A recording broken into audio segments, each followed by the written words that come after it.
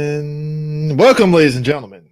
That's the reason why I put comic book corner. Fuck it, whatever. Anyways, me and Prime are here to talk about WandaVision, but it's spurred on because okay. Full disclosure, how you doing, Prime? Guten Tag, mein Dude. Guten Tag, moin Fräuleins. What is up? What is up? I'm doing pretty well on this nice, bright and sunny day. Yeah, I had me a field day on Twitter yesterday, if you saw. Oh, I was going to talk about that. That's what I was getting into. That's why I asked you how was you doing. So I want people full disclosure, right? Maybe Prime might agree with what I'm saying. I have zero problems with people theorizing stuff. I mean, hell, a lot of our podcasts are built around theorizing certain things and stuff, like what ideas and stuff, particularly in the MCU. I think if you listen to our in-game thing, we theorize certain things of what they can go going forward. There's no problem with that, right? Because you're building on the perception of what is being told in front of you. WandaVision, on the other hand, told everybody up front what it was. And every week, me and Prime just kept seeing people come up with all these other theories. And I'm like, why are you setting yourselves up for failure, people? Don't do this. Don't do this to yourselves.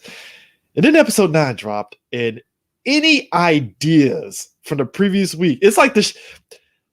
And again, they wrote this show. I want people to understand this. They wrote this show ahead of time, right? So these writers know people theorize. That's fine. They know this, right? But I had a sneaking suspicion that they knew people were going to take away certain things, but they was like, you know what? Let's just keep this going. Whether it's the Pietro freaking shit, the what they did with that, which I think is hilarious, or even the Mephisto stuff, which I get, but at the same time, it's like it's still a far shot. It's still a far shot. So that shit, one thing is like had me rolling because like I was watching a lot of YouTube videos, like I watched the episode, YouTube. And like message boards. I said YouTube. So I was like yeah. YouTube so I was just like just seeing what everybody was like, gauging how everybody was liking about the show. Okay, so upfront full disclosure. I was so mediocre on the show. I was just watching it because it's a comic book property, and I don't want motherfuckers to spoil shit for me beforehand. So I was, Prime muted that shit. Immediately muted. I was like, I immediately on the phrase. I'm like, WandaVision is Friday. Last 2 weeks, I stayed up 3 a.m. to watch it. And there was a couple people that followed me. It was like, I guess I'm gonna have to mute you these last 2 weeks. I was like, it wasn't on purpose, but it's just more so me trolling people. But go ahead and mute me just until it's over. I was like, I have no problem with that. and so watching it and seeing other people's reaction. And again, I was entirely like lukewarm. I was like, it is what it is. Like I see what they're doing on face value.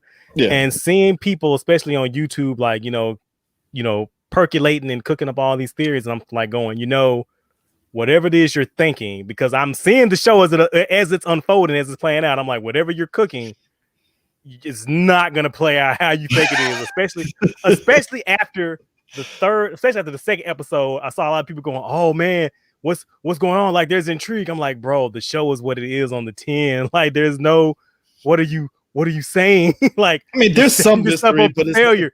It's some mystery, but it's not deeper. It's not deeper than what it is. It's like it's on the surface. It show advertise what it is, what it was doing, and all that was laid out. I feel quite plainly by episode 3. Maybe if you want to stretch it out, maybe episode 4. But if you didn't get that, you're like, look, that's on you. Like, I'm sorry. Like, the show did not promise you shit because everything it was doing, it told you up front. So I don't know what the fuck y'all. When I say motherfuckers is reaching, I'm like, damn, we all the rubber band man now? What the fuck? Y'all was like, did you strain your neck? Are you okay? Can you still turn your neck? Are you all right? The mutant shit is what got me. That's the one that got me. I was like, guys, all right. And maybe you could probably put this on Marvel, but I'm not going to even put that on Marvel. So my thing is this. If you read the news, House of M went out of print, which tells you that a lot of people went out to stores and places to buy House of M. Now, you might sit there and think, oh, cool, they're reading up on House of M, whatever, right? And then as I saw the theories come out, I was like, oh, you guys took away the wrong message from House of M. Now, here's the shitty part. House of M was about Wanda being fucking crazy. It wasn't about the fucking mutants. It was about her not processing her fucking grief and trauma. And Pietro kind of spurring that shit on, pretty much. I mean, granted, to be fair, to be fair, they did the Avengers and them were kind of contemplating killing her, so I understand it a little bit. like, all right, cool, right? I mean, I read this simple. I'm like, they kind of had a point, but we're not going to talk about that. Oh no, you're not lying. They're not coming from out of left field with that shit. I'm just saying, like, and I like Wanda, and I'm like, yo.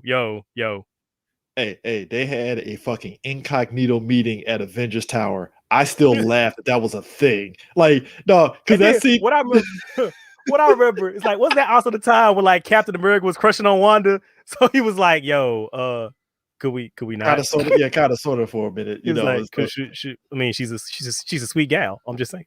Yeah. It's like, but like I just remember after Disassembled and they had that super secret meeting to the point that like Carol had to dress up in fucking jeans, had to dress up in actual clothes, and Luke Cage and Wonder Man had to dress up. Well, they both dressed up in street clothes like they normally do anyway. But Carol was and stuff. I remember reading that issue. I was like, who the fuck is this chick next to Wonder Man and Luke Cage? I was like, oh, that was Carol. How the hell did I not pick up on that? But anyways, they had a secret meeting and stuff. I was like, oh, they're debating on killing Wanda. Damn. I mean, I don't blame them. I mean, but okay. If Scott and Clint were there, they'd be like, yeah, I don't agree. You might want to fix this real quick. Oh, we can't. We're dead. Pretty sure Clint would have been like, please, kill her. Please. Still got cinches on my back. This is fucking bullshit. Man, Scott and Clint got the worst of that shit. Goddamn. But anyways, so that got sold out. Now I felt bad because I rolled into my local comic book shop, and maybe you probably looked in their shop. Did you see that book that was basically the history of Scarlet Witch and Vision book? It's like a white book, and it's like both of them on the front cover. It's like a trade paperback. Yeah, it's a trade paperback that collects basically a lot of the early issues with Scarlet Witch and Vision, basically detailing the history from various Avengers books. And I was sitting back and I was like, if people read this book, they will have a good understanding of this show instead of House of M. And I think that's the problem right there, because that book told you like, oh, this even down to Agatha Harkness, by the way. And like that book, that trade paperback was dope. I kind of wish Marvel promoted that, like pushed that a little bit more and stuff, instead of just letting everybody just look at House of M and, like you said, Prime, look at Wikipedia and go from there and stuff. Set themselves up for failure. And I don't know. It's some part of me. I feel bad because like they want to be excited because like X-Men stands. I understand. You guys had a raw deal. I get it, but like, temper that shit down. Like, you have nobody to blame for that but yourself. And like the outlandish reaching that people were doing when they cast Evan Peters as Pietro.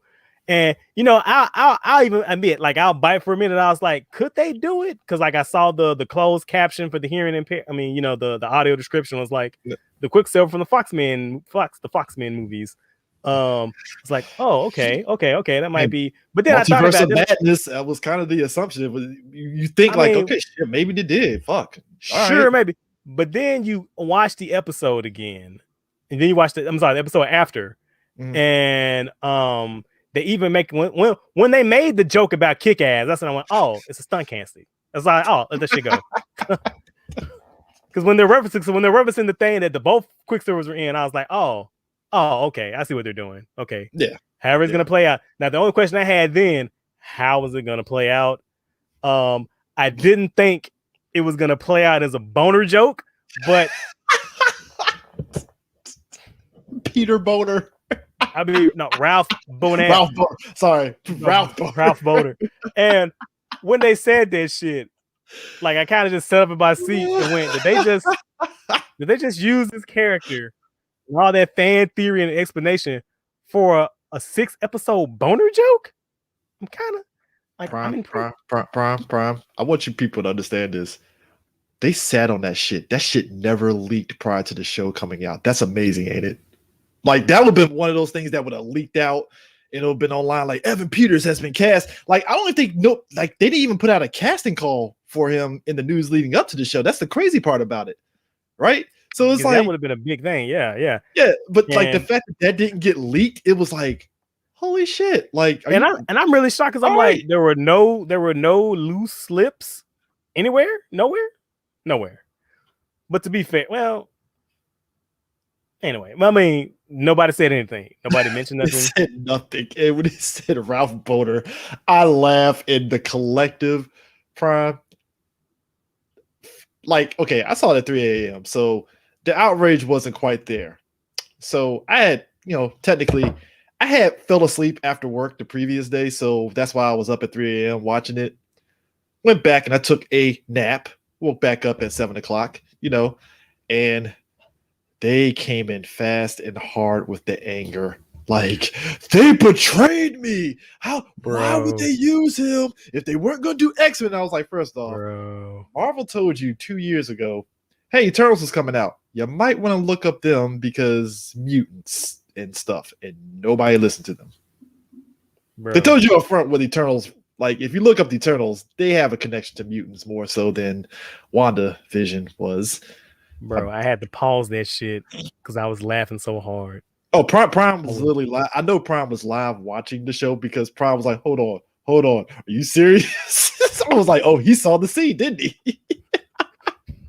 Bro, when I said, and I told motherfuckers on Twitter, I'm like, y'all definitely got to mute me because I'm going to be clowning this shit for at least a good week. Oh, you were going in.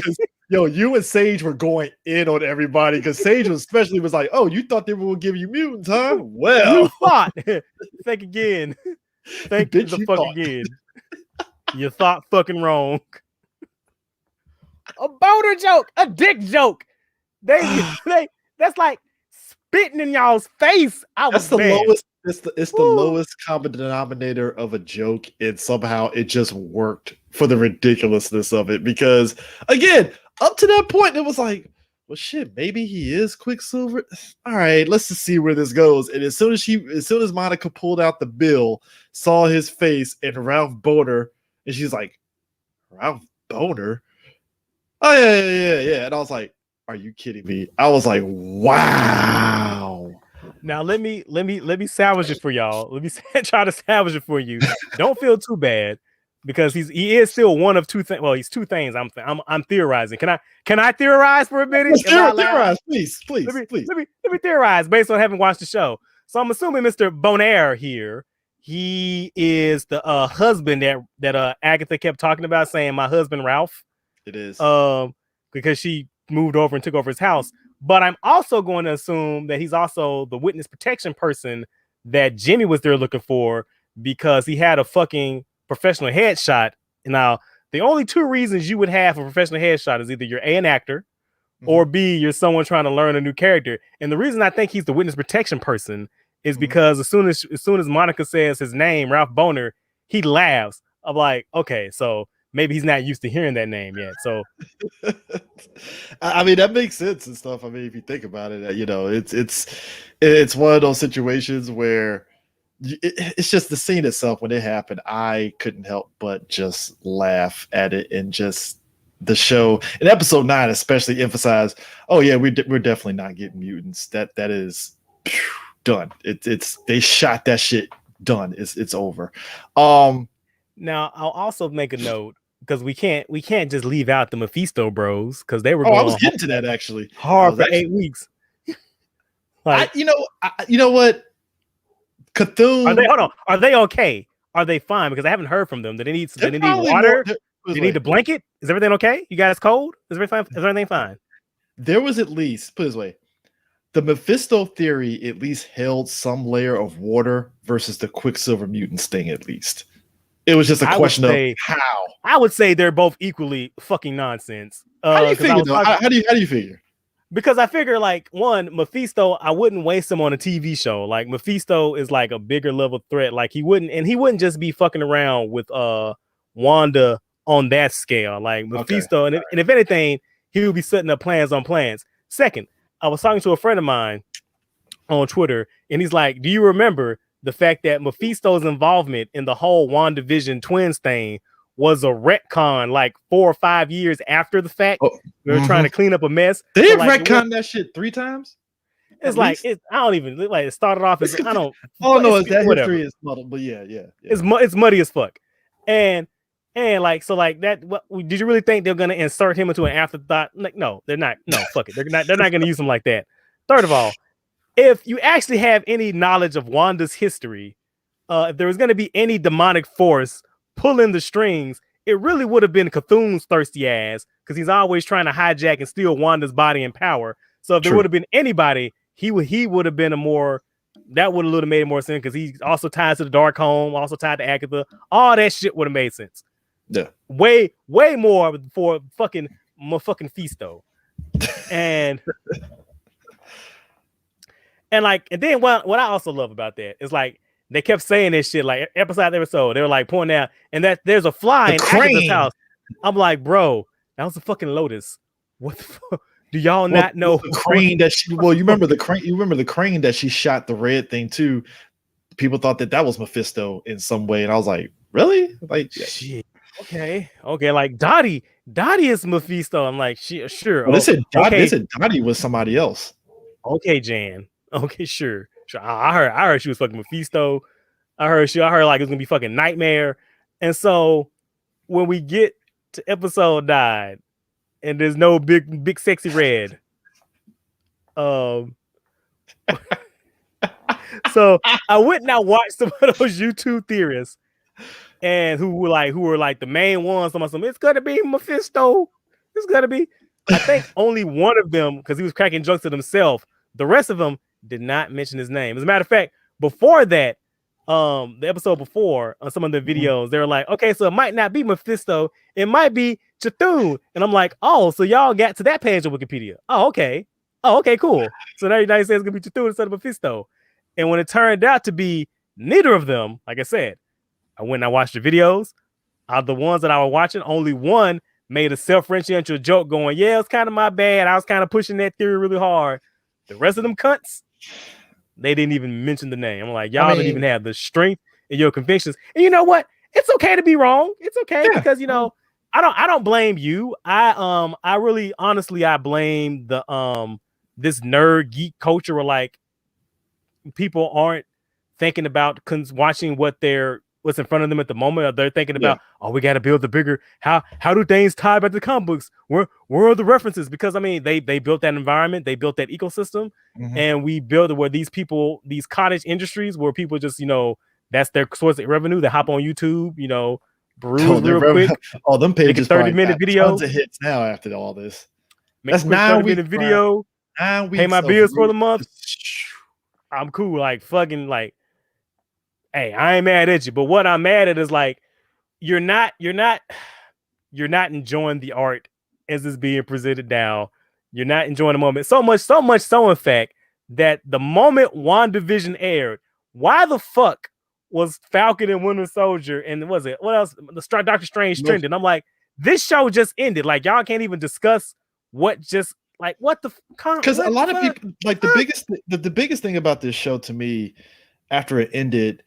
Like, I'm still thinking about it because everybody is not talking about the big things that happened in episode 9 that were way more important than what they didn't do. And like, that's why I'm like, I can't even move on to Falcon Winter Soldier right now because I'm still thinking about those things. So, you know what? I'm going to get this out the way. So the negatives of this show, big time, right? My issue with the show is that I felt it didn't need 9 episodes. It felt like it was way too padded.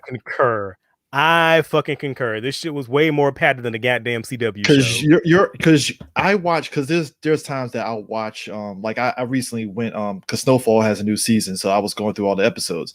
Your average show that's an hour long on network TV is actually average 46 minutes and 15 seconds from start to finish, straight up. That's not even including. And Snowfall doesn't have like they have like credits, but it doesn't have like an opening theme. They just jump straight into it, right? So my thing with WandaVision is that it should have been a smooth 6, I want to say maybe 7 tops, 45-minute episodes, and it still would have gotten to the same point.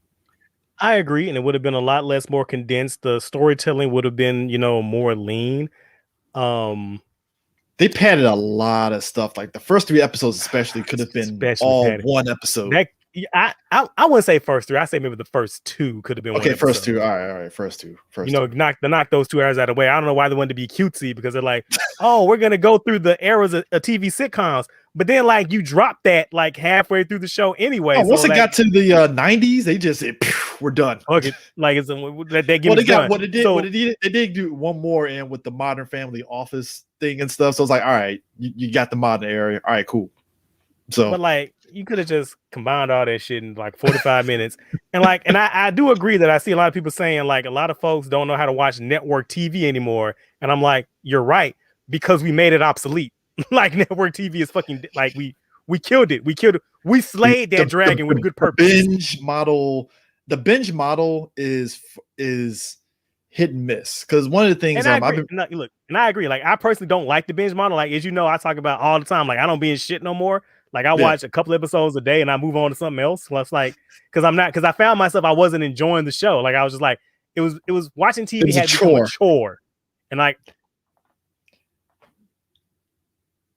uh-oh, did you cut out? No. Did he cut out? No. Okay, don't tell me that Prime cut out. Please tell me Prime didn't cut out. No. Oh. Okay, you back. Comcast told me to go fuck myself. Oh, okay. It is. What you say, like we binge watching and all that stuff? Yeah, so like I found that it wasn't enjoyable because I want to watch shows, I want to appreciate them, I want to digest them, I want to have discourse about them. Yeah. And the binge model, like it had become a chore. You're right. It had become like I just gotta watch this thing to watch it to say I watched it, but like was I really enjoying it? But like because I like the art form. Like I do want to let things sit with me for a while. Yeah. Because recently I had started watching The Expanse. Great show. Great, fantastic. It's man, it's something else. See, I knew Prime was gonna like it because Prime was like, I don't know if I should watch Expanse. I was like, Prime, watch Expanse, you'll like it. And then like Prime was like, these first couple episodes, man, I don't know. And I was like, keep watching, and then you'll get it. And then all of a sudden, I saw a Prime tweet. Oh my God, The Expanse is so good. I was like, and there it is.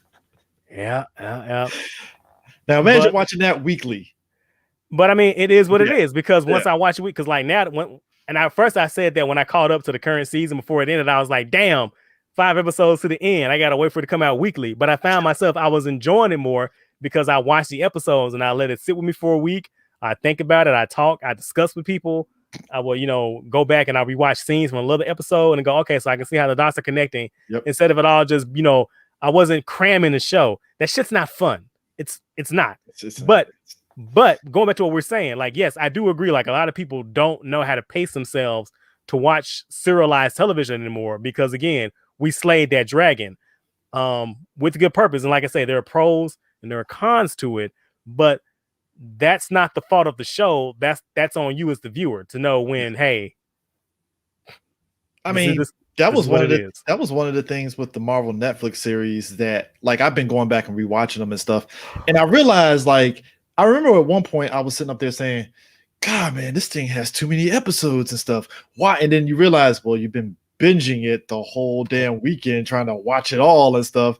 So when I go back, like I just finished Punisher season 1, I was like, I didn't have that problem with Punisher season 1, but it was still kind of like, wow, that was actually a really good show still. Like, damn, when you actually like take it all in and stuff. But it doesn't take away from the fact that the show felt padded because you take in the opening credits like last time on WandaVision, and then the opening credits, that whole shit, and then boom, we get into the show proper. You only get maybe 25 minutes, maybe 30. I think the last two episodes were like the longer ones. And then each episode had to have both sets of closing credits, and them shits was smooth. What, 8 minutes? Yeah, fuck it. Yeah, so it was like. You could have condensed this down to like 6, 7 and still got the same point. So that was that one. I will probably also say the second issue with the show. Damn, Charles, what was I about to say? Well, it was pacing. Well, it actually is tied into the show being 9 episodes. The pacing kind of suffered a little bit because of that too. That was the other aspect of stuff, particularly at the beginning, because if you did combine episode 1 and 2 into one episode, it probably would have paced the show out better. But like the first episode is a mind fuck, and you're like, okay, all right, this is clearly what they're doing and stuff. And then the second episode, you're kind of like, all right, they're still doing this motif. And then even by the end of the second episode, there's still a mystery. And maybe that's why they released the first 2 episodes? Yeah, the first 2 episodes, like when it first started. And I was just like, pacing is kind of off big time, even for a TV show, because most TV shows have sometimes their pacing is good, sometimes the pacing is bad. But those are like the 2 biggest things that I had to mark against it, because it kind of threw off the overarching story that they were trying to initially start off with and stuff. And it did start off a bit rough. I mean, did you have anything? I remember you said that this show was mid. So I mean, what was the kind of thing that kind of caught your attention that you probably weren't really a huge fan of? I mean, yeah, I got that. Like that's one of the huge ones. The issue in the pacing, and a lot of it felt padded. I had a lot of questions about some of the character motivations, because like I don't really see why Monica, Jimmy, and Darcy were so hard in the paint for Wanda. I guess because they know she fought during the Thanos battle. Makes sense. They see her as a hero, but it's like, all right. I mean, like I understand, but then also we can confirm she has kidnapped the whole town full of people. Which stand up for a second before you continue. I gotta wonder. So Jimmy, you know everything that happened at the Thanos battle. Fine, fair enough. I need to know. Can we get like a Marvel, Disney? I'm looking at you. Can we get like an Infinity War guiding where somebody had like a drone thing watching that whole fight? Because that's the only way I can assume that shit got televised for everybody to watch. Because what are you talking about? Like literally everybody was there. You saw the portal and they're opening it up. With Jimmy Woo just chill in the background, like, hey, what's going on, guys? I'm just gonna sit back here and just watch all this happen. You know, I mean, did you see that shit Joe Russo said? I'm like, Joe, you made a good movie. Joe, shut the fuck up. I'm like, Joe, from me to you, every time y'all open y'all damn mouth, you say something stupid. You're making people hate the movie, and they don't hate it, but it's like, yo, look, the movie is what it is. I don't think it was speaking to the real world consequences. It's like, it's a movie about a dude that genocide half the fucking universe. I mean, the motherfucker ain't like, Trump, but I mean, we talk about the Mephisto reach. You got to be doing some straight up gymnastics to go Thanos Trump. I'm like, yo, we enjoyed Thanos being a genocide asshole. I mean, just let us enjoy that. I mean, we're not saying he's good, but we enjoyed it. But anyways, continue. Sorry. Shit, that just took me out. So also, it especially kind of bothered me at the end, because when she essentially gets away scot-free, that kind of bothered me a little bit. Like, I understand, like, oh, but her trauma. But I'm like, yeah, that's cute. Bitch, you held a whole town hostage. Who's gonna stop her though, Prime? Who's gonna stop her though, Prime? If to be fair, who's gonna stop her? I don't know. Maybe there's this. If only there was a superhero team in this universe of multiple powerful engineers. Oh, if only there was a being whose whole purpose was to monitor magic and stop. Sir, you do not disrespect Wong. Be blessed, Wong here. You don't do that. The guy that pulled the portal was like, oh man, you're going to Thanos? I gotta go back, dog. Have fun. See that, I don't know. Usually I'm not the person to go, well, how come the Avengers didn't show up? But like the fact that Doctor Strange doesn't at least peek his head in, but Agatha does, because she felt the magical energies, that kind of breaks the universe a little bit for me. But it is kind of like that does kind of break it for me a little bit. Like, wait a minute. So at least Mordo at least. Somebody so Agatha felt the chaos magic and all the energy swirling. She knows to show up, but Doctor Strange doesn't. I mean, I kind of, to be honest, the Sorcerer Supreme. To be honest, okay. I kind of sort of wanted Mordo to roll up in there, because Mordo is like, yo, what the fuck you doing magic for? God, got it. I was waiting for him to pop up in there, like, what the fuck's going on over here? But nothing. Nothing. Yeah, because we had to have a whole show with the sad white girl being sad. Sure, okay, that's fine. I'm fine with that. Cool. I mean, all right, whatever. Hey. But I mean, like, they didn't even try. She came to Susan that she was destined to be, Prime. All right. That's I'm like, the Karen she was destined to be. The Karen she was destined. didn't even try to stop her. Didn't even like Monica was just like, well, they're not gonna forget they're not gonna know what you sacrificed for them, bitch. You had kidnapped these people. They don't give a fuck what you sacrificed. Go fuck yourself. But also, I kind of felt like Wanda looked at Monica like, I mean, are you gonna stop me? I mean, I would have respected that. Like, so you gonna try to keep me here? Like, at least address it. Something, Just flies the fuck off. Doesn't even like try to pretend. And then, like, my thing is, she also didn't even feel repentant. She didn't say, "I truly apologize for what I did to these people." She's like, didn't even turn herself in. Like that would have been the hero thing to do. She gave one look, and then that was it. She gave the word up, shit, up and away. bro. I'm Batman. I'm Batman. Do. Just disappear off. Try something.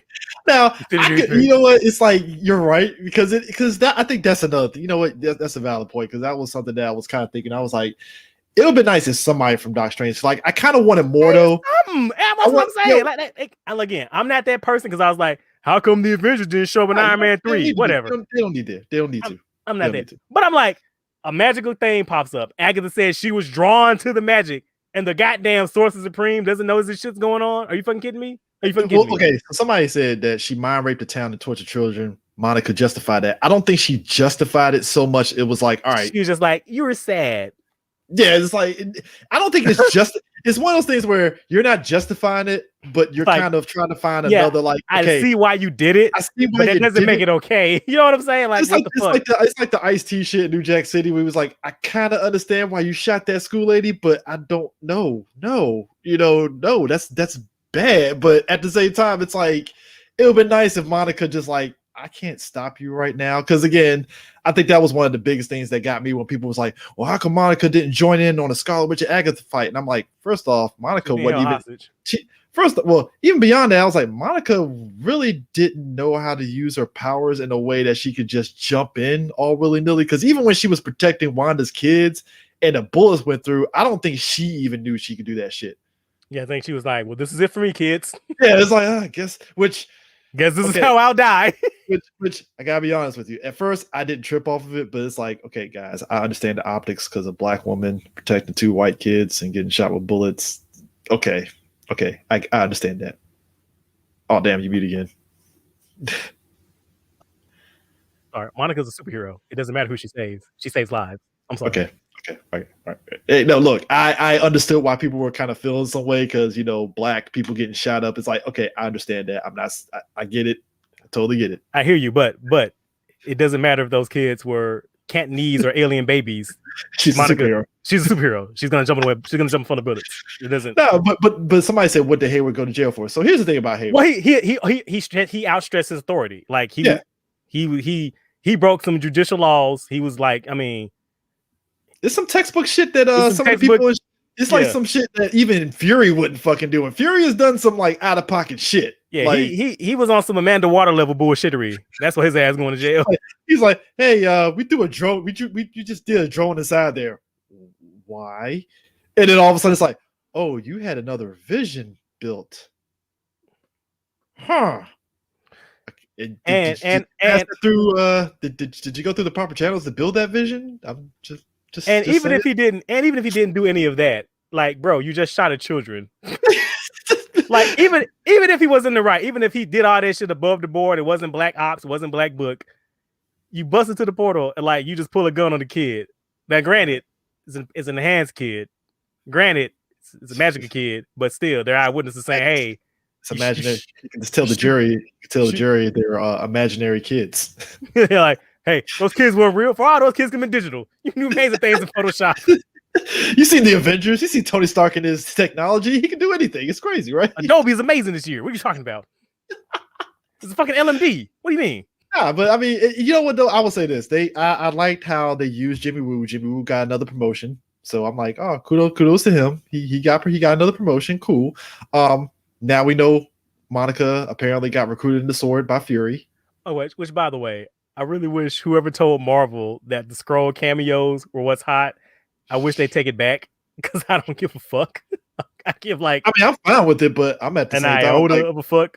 Where's the other shoe dropping on Secret Invasion? Because I want to see these Skrulls that don't give a fuck about any of this shit. That's all I'm waiting for. But what I really liked about this scene, and my boy Bishop, he posted on Instagram some shit that I didn't notice when it said Captain Rambeau, they want to see you in the theater, and I was like, it's funny because we do. Let's be real about this too.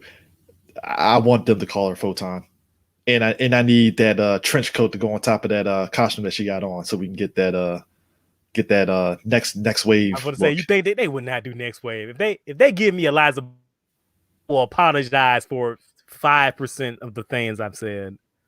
You said 5%.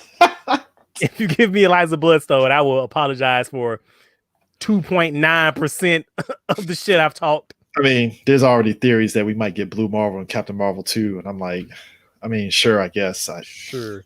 Which, sure. by the way, also, can I just say I love the delicious salt from when she went to go meet with her engineer buddy? It was just some random army chick.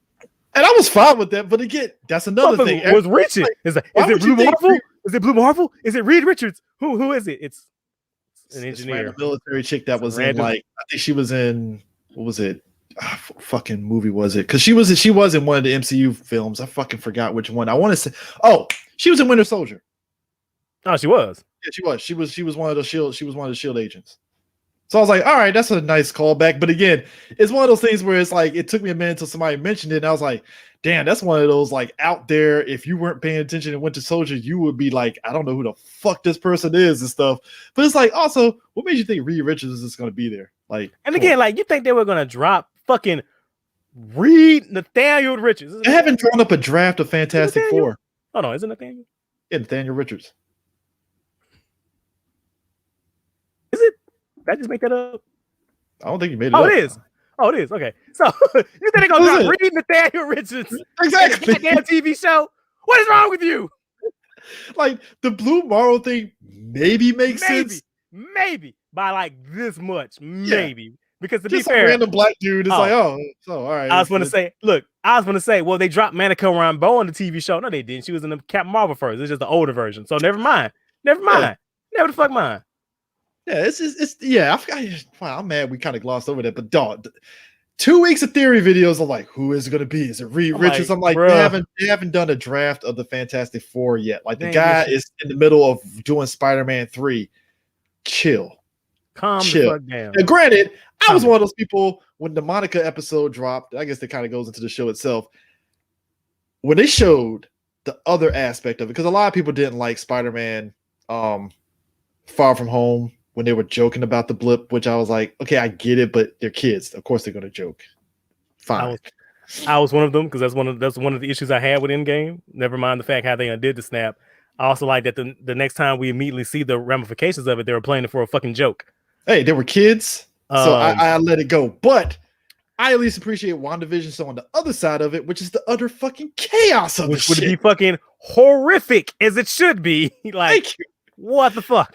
But you know what? I think that's also, again, they probably saw the reaction from Spider-Man Far From Home. It was like, oh shit. They did. They're like, they didn't like quips on that one, boys. Let's draft it up and show the other side, which again is great because Monica waking up like, so where the fuck is my mom? Yeah, she died, dog. What? That was 5 years ago, homie. 5 years ago, dog.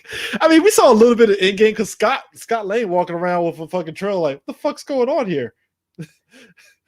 And don't get me started. I will be here all day. But that's what I'm saying. It's like I feel, because I also feel Falcon Winter Soldier is going to touch on that because you're not going to sit there and tell me, because if we find out Zemo didn't get blipped in the chaos, that motherfucker was probably fucking seeding and shit until it went back to normal. Woo! And the thing of this, I predicted that like when Infinity War dropped and the snap happened, right? I was like, I can give a fuck about what happens with the heroes getting blipped. I want to know what's going to happen to the villains.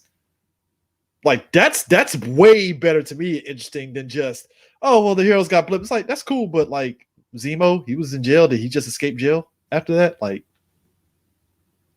like what does that mean for the? I mean, that's something that I want to see. I want to see that 5-year time period. Like what was going on? Yeah, it's like Zemo, what were you doing? Did you go back to Sokovia? Well, the ditch that is Sokovia, and like. I hate heroes again. Like I'm hoping that show does do that. I mean, if it doesn't, fine. But like, man, that is like seeing Monica and seeing the chaos in the freaking hospital of just everybody like just popping up out of nowhere. I was like, yo, that's fucked up. Like, just damn. Like which I don't know. Did it answer that question? Because I had that question about how like they're like they just popped up where they were when they disappeared. So the planet moves. Objects they were in. I don't think that were moving. Well, I think it's kind of again. I think that's what was interesting about Far From Home because you remember the band blipped during a basketball game. Yeah, then they get hit in the face. That raised my question.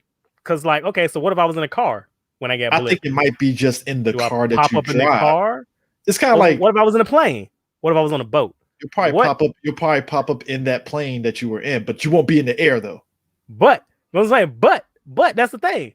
If I did that, even if they did that, so if I pop up in the vehicle, because they show scene, because I don't even think they're even consistent with that, because they show people who were in stretchers who were just appearing as the people were pushing the stressors. Yeah. So what if somebody is already occupying that space? I just assume people assume people came back and wherever happens kind of thing, you know. That I mean, and I think if we dive deep into like, oh man, like where they I think it's just one of those things. If they come up, they come up. Because I like when people said this, like, if they're on a plane and they fall out the air, I'm like, I don't think they fell out the air. Look, you know me. I let shit go. Like I'm not that type of person. I'm like, I'll let you cook. I'll let you do what you got to do to tell your story. But like some things you just can't bring up as a joke and go, don't think about it, because then you just brought it to my attention. Because I'm like, okay, so now I'm gonna be questioning it. Like, wait a minute, because like I was gonna ignore it, but you just brought it up.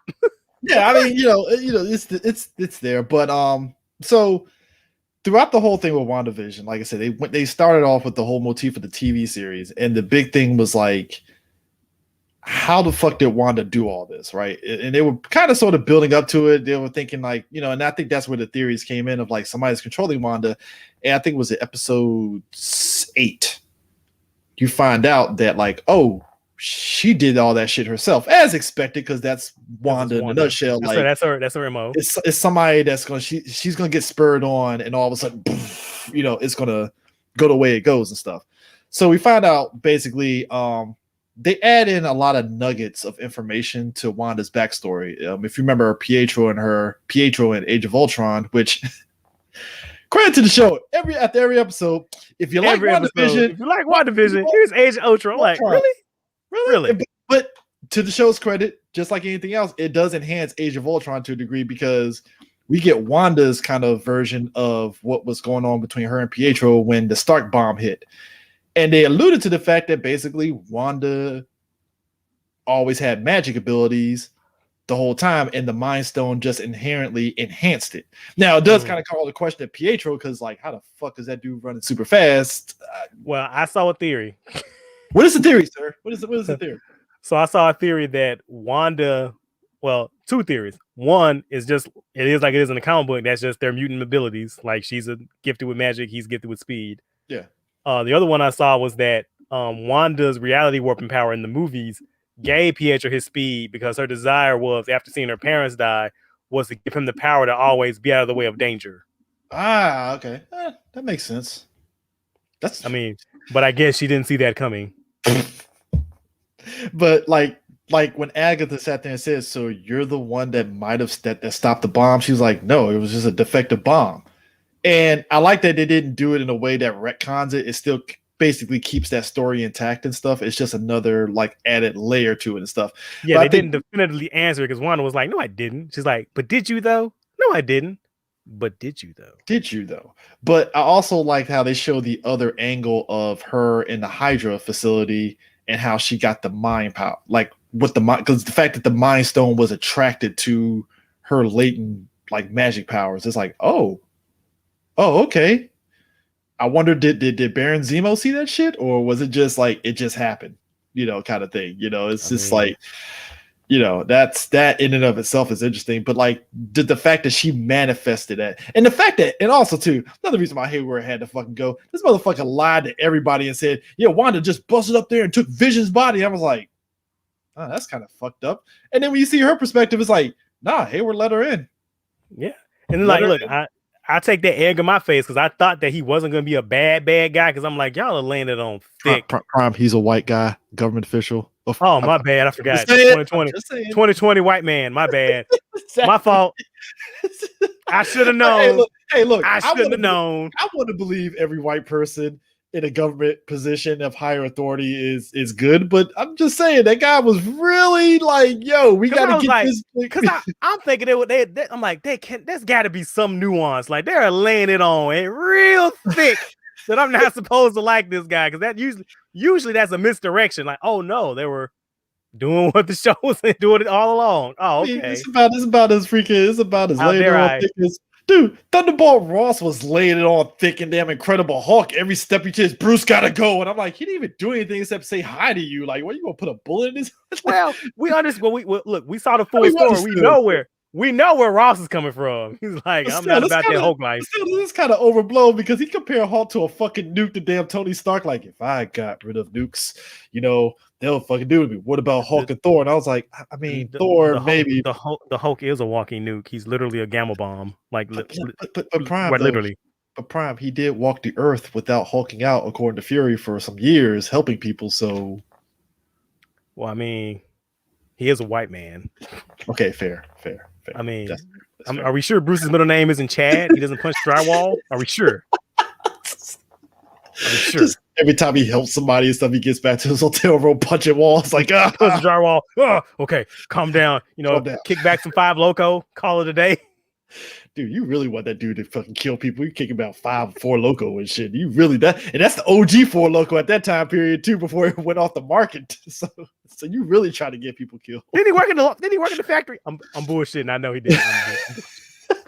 Because I can already see somebody. God damn it, Prime got to. He was like, it was a soda factory. I swear to God.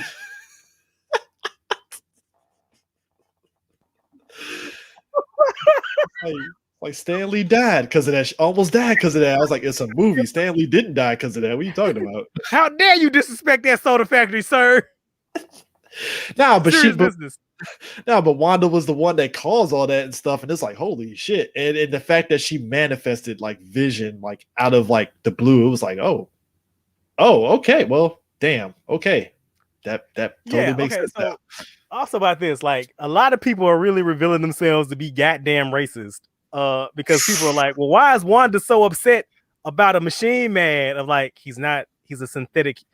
He's just a valid person as you are, just that instead of being made of carbon, he's made of synthetic materials. And blood, according to her, Yeah, because apparently this version, this version also has carbon because he was made from that pod from Age of Ultron. Yeah. So it's a combination. So he's not a goddamn fucking toaster. He's a complex vibranium, carbon, blood, and wires. And a fucking cosmic stone. Like, he is not just a goddamn yeah.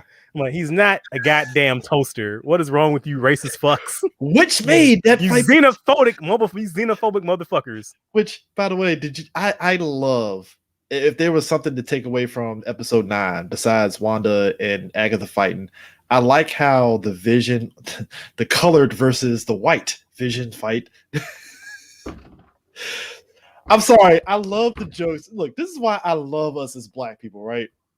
I like how somebody said, so the colored man had to get the white person woke in order for him to realize. Stop!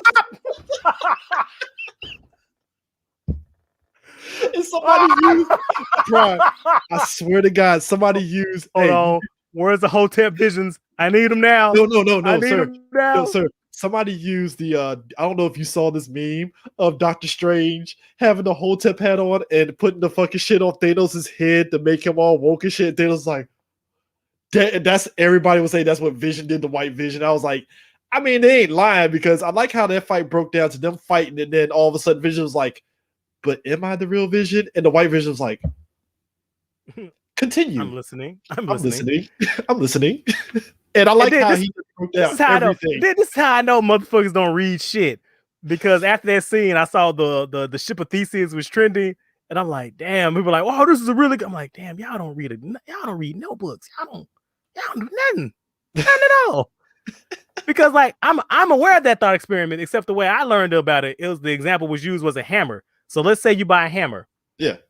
But the wood in your handle rots, so you replace it with a new handle. Yeah. And you're using it, but then your head cracks, so you replace a new head. Is that still the same hammer?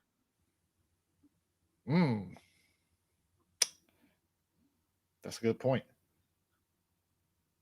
I would say yes and no. So I would say it performs the function of being your hammer. Yeah. But if all the original pieces aren't the same, is it still that original hammer that you bought? Nah, it's not. So yeah. But I mean, even past that though, I just like how it's just like the fact. I'm sorry, just the fact that White Vision just looked at Vision like, "Go on, please explain." You right. You're right. And just the fact that. Okay, so this is the reason why I think White Vision just darted off. Imagine, if you will, you get all your memories back, even the ones past after you got killed, which means you know what the fuck happened, because it's especially after Wanda said that, yo, your powers and everything that you're doing is manifesting off my memories and everything. So it makes sense that Vision, well, made up Vision, gave White Vision everything. So he's up to speed on everything. Past the stuff, Thanos and all that stuff. He knows everything. And the fact that he was like, I gotta get the fuck out of here. And the fact that now I'm like, so is Vision gonna be like, Bill Bixby Hulk and just be traveling around trying to find himself? Like, man, I'll watch a couple episodes of that. I'm gonna say, bro, I will watch White Vision. I would watch that shit. Like that's actually my favorite, like from the comic book, that's my favorite Vision costume. Like the White Vision is dope as shit. Yeah, I wanted to see a Vision traveling around the world trying to find himself. Like, yo, like him figuring out what is life? what am I? And then somebody was like, maybe this is the Vision going to star in a spinoff that's based on Tom King's book. And I wanted to tell them to go fuck themselves. Like, get off this planet. Do I want more sad? Do I want to slice my wrist right now? I mean, I love that book. Don't sad sack man Vision. Look, it's a good book. But like, do I really want, first of all, do I want to get Tom King money? First of all, I don't want Tom King to get money. Second of all, does the world really need to see sad sack android? Is that something that we need in our lives right now? I read the Adam Strange book. Prime's right. You don't want any more sad sack stuff. Oh my god! Did you hear that the motherfucker's gonna be writing Supergirl? What, depressed emo Supergirl? Supergirl. He's gonna be right now. He is gonna be writing Supergirl. So I'm like, how are they gonna give Supergirl a mommy wife? I wonder. How is he gonna give her? How's that gonna work? I hate to say it. How's he gonna do it? I hate to say it. Tom is it gonna be Huntress? No. Tom is gonna do some shit to Supergirl that I'm gonna be like, even the CW writers wouldn't write this. He's gonna do some shit like, I know this is drastic and it's probably not his MO, like Supergirl got raped and she got to deal with the trauma of that or some dumb shit or whatever. He would do some shit like that. He would. He totally would. Like, I'm never gonna give this motherfucker. Like, we find out in like a Silver Age Supergirl story that from years ago that she did something traumatic happened to her. Now she remembers it or some shit. And I'm like, now she's all like, I've been carrying this weight. Look, I will never forgive this motherfucker for what he did to Mr. Terrific. Like, look, the rest of that shit I can let kind of. And I like that book too, but it's like, fuck. What he did to Mr. Terrific, that shit could not go unabated. Please believe. Like, I'll say you this much. The Supergirl in the Justice League cartoon, that was a traumatic Supergirl. With that whole thing with her and the not Power Girl, but Power Girl, basically. Galatea. Yeah, Galatea and stuff, them having the dreams and stuff. I was like, that was an interesting angle and stuff. Her finding out that she has a clone of herself and dealing with the fallout of Clark from the Superman animated series. And I was like, all right, that's an interesting thing to kind of have to deal with and stuff. But like, nah, that's gonna be a sad. And you know what's gonna be fucked up? A lot of Supergirl fans that probably read her comics up to that point, they're gonna be just like us. They're gonna read the first couple issues like, this is what's going on here? It's like, yeah, congratulations, congratulations, you've been kinged. Yeah, I do not. Welcome to the club. I do not need a Vision miniseries of him being sad and having a family. I'm like, Vision's gonna mercy kill his family, ain't he? No. Hard reset him. It's like, why is he mercy killing his family? I don't know why, but because being alive is a chore.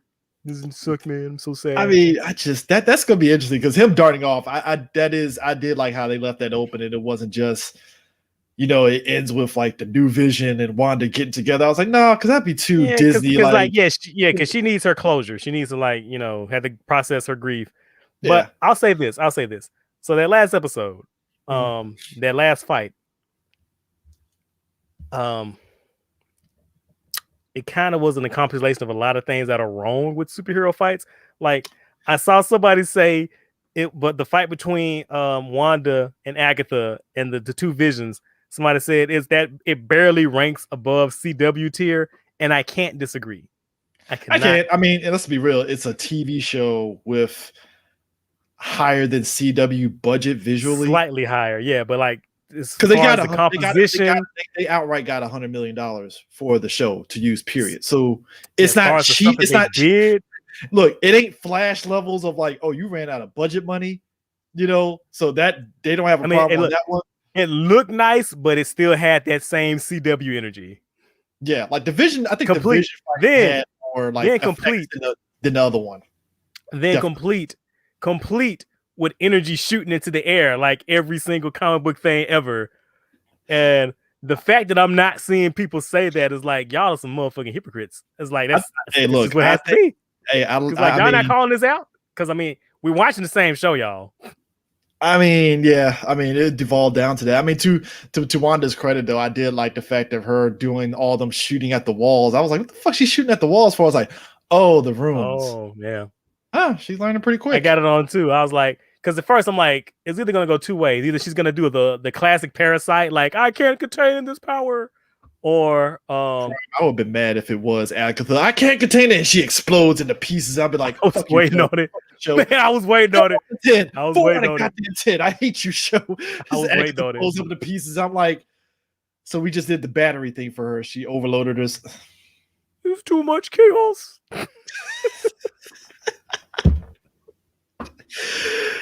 You know what? If I was a fly on the wall in the writer's room, I'm sure somebody offered that idea, and somebody was like, "No, we're not doing that. No, well, hell no." I'm also kind of sad that they turn Agatha into like an outright villain. Like Agatha in the comics isn't a bad person, as a matter of fact. Did they go Prime? Because they kind of kept it open. It's like she ain't bad. She's just kind of a bitch. She's kind of a little evil bitch. She's a bitch. She's a bitch. She was trying to tell Wanda, "Hey, I can help you." No, I was trying to help because I want your powers, bitch. Give me your energy. True, but I'm just saying, she's in that middle. She's on Loki tier where it's like, I don't trust you. I don't trust you. Loki's a villain, so I mean, that's it. She's Loki tier. It's like I don't trust you. Just because you're charismatic, just because you're a good actor, don't mean you're not a bad guy. Because you are a bad guy. But see, here's the thing, though. To Wanda's credit, though, the fact that she told Agatha like, "Yo, I'm gonna turn you into this, but if I need you, I'll come back." So okay, so maybe she still be your mentor. That's fine. I mean, so I guess that no nanny for Nathaniel Richards, huh? No, nanny for Franklin. Huh? If John Watts pulls that out, I'll be like, all right, you're forgiven. You're forgiven. Cool. Possible. And so like, and here's another thing where I know like either people don't pay attention or they're not hyped up. So she turns Agatha into her counterpart. Yeah. As the Scarlet Witch, purposefully as the Scarlet Witch, the Bastion of Magic, and she collapses her current the Westview Hex. And I saw a lot of people going, well, if she takes the hex away, then that means Agatha isn't the same anymore. Y'all don't pay attention to shit. Y'all do not listen. That's not how it works, Get off guys. your fucking phone. So they set up early episode. They kept saying when she talked about they even set it up in that same episode. Yeah. She said that I can't fix your current spell because it was broken when you cast it. So I can't patch it, let you keep your family when you collapse this spell. That's that spell. She cast a new spell as the Scarlet Witch outside of the hex. Which means that when the hex goes away, not literally. Hold on. I mean, not literally outside the hex, but it's not that spell isn't tied to the hex spell. Come on, guys. So that means that she's in Westview as that character, basically. Come on, guys. Which means she's gonna probably be with Ralph Boner for the rest of her time there, which I'm gonna laugh. That's fucking hilarious and stuff. Well, maybe this time he'll remember their anniversary. Maybe this time. But here's another thing where I know people weren't paying attention. And this is another thing. This is why I kind of was like, all right, PHO ain't real. So Agatha came out her mouth and said, I'd never been into necromancy. So even if I could get your brother's body isn't nowhere near here that I can even do it anyway. So I was like, oh, well, clearly that's fake PHO then. All right, cool. Yeah, now that I'm thinking about the hex, now that we brought it up, I'm also thinking about, the scene where she yeets Monica out of the Westview. Mm-hmm. For that split second where she sees dead Vision. Again, I guess that's a red herring because that's not the Vision's real dead body. I guess that's her guilt manifesting.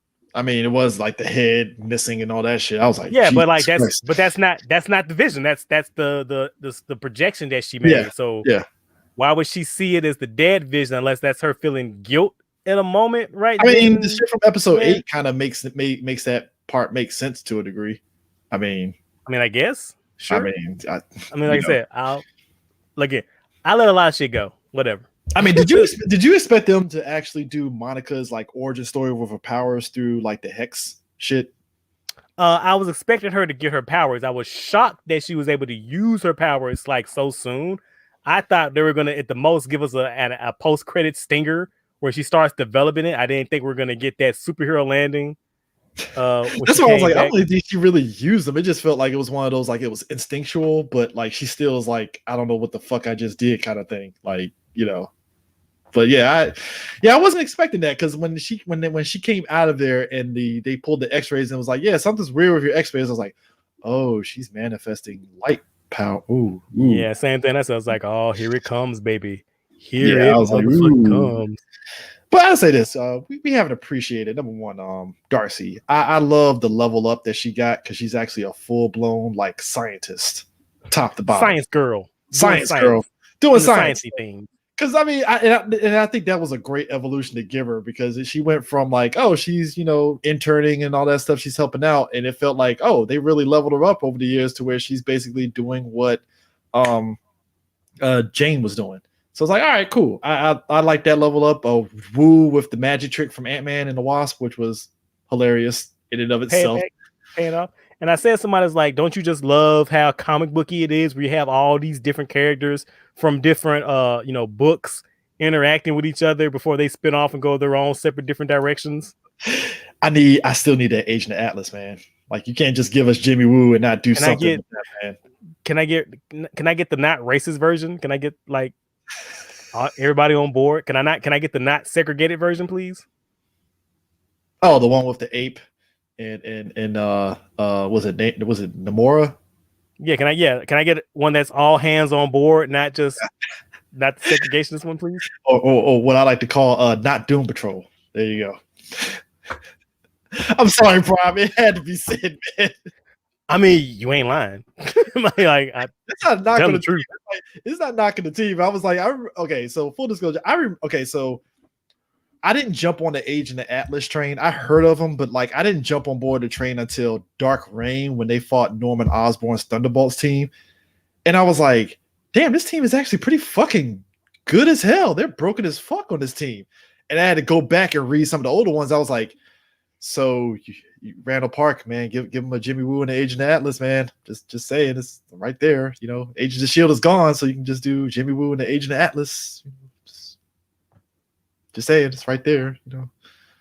But they won't. I'm sad. And so speaking of, help me out here, CJ. So I saw a lot of theorists saying that this show proves that Agents of Shield is not canon anymore, and I'm like, can you show me how?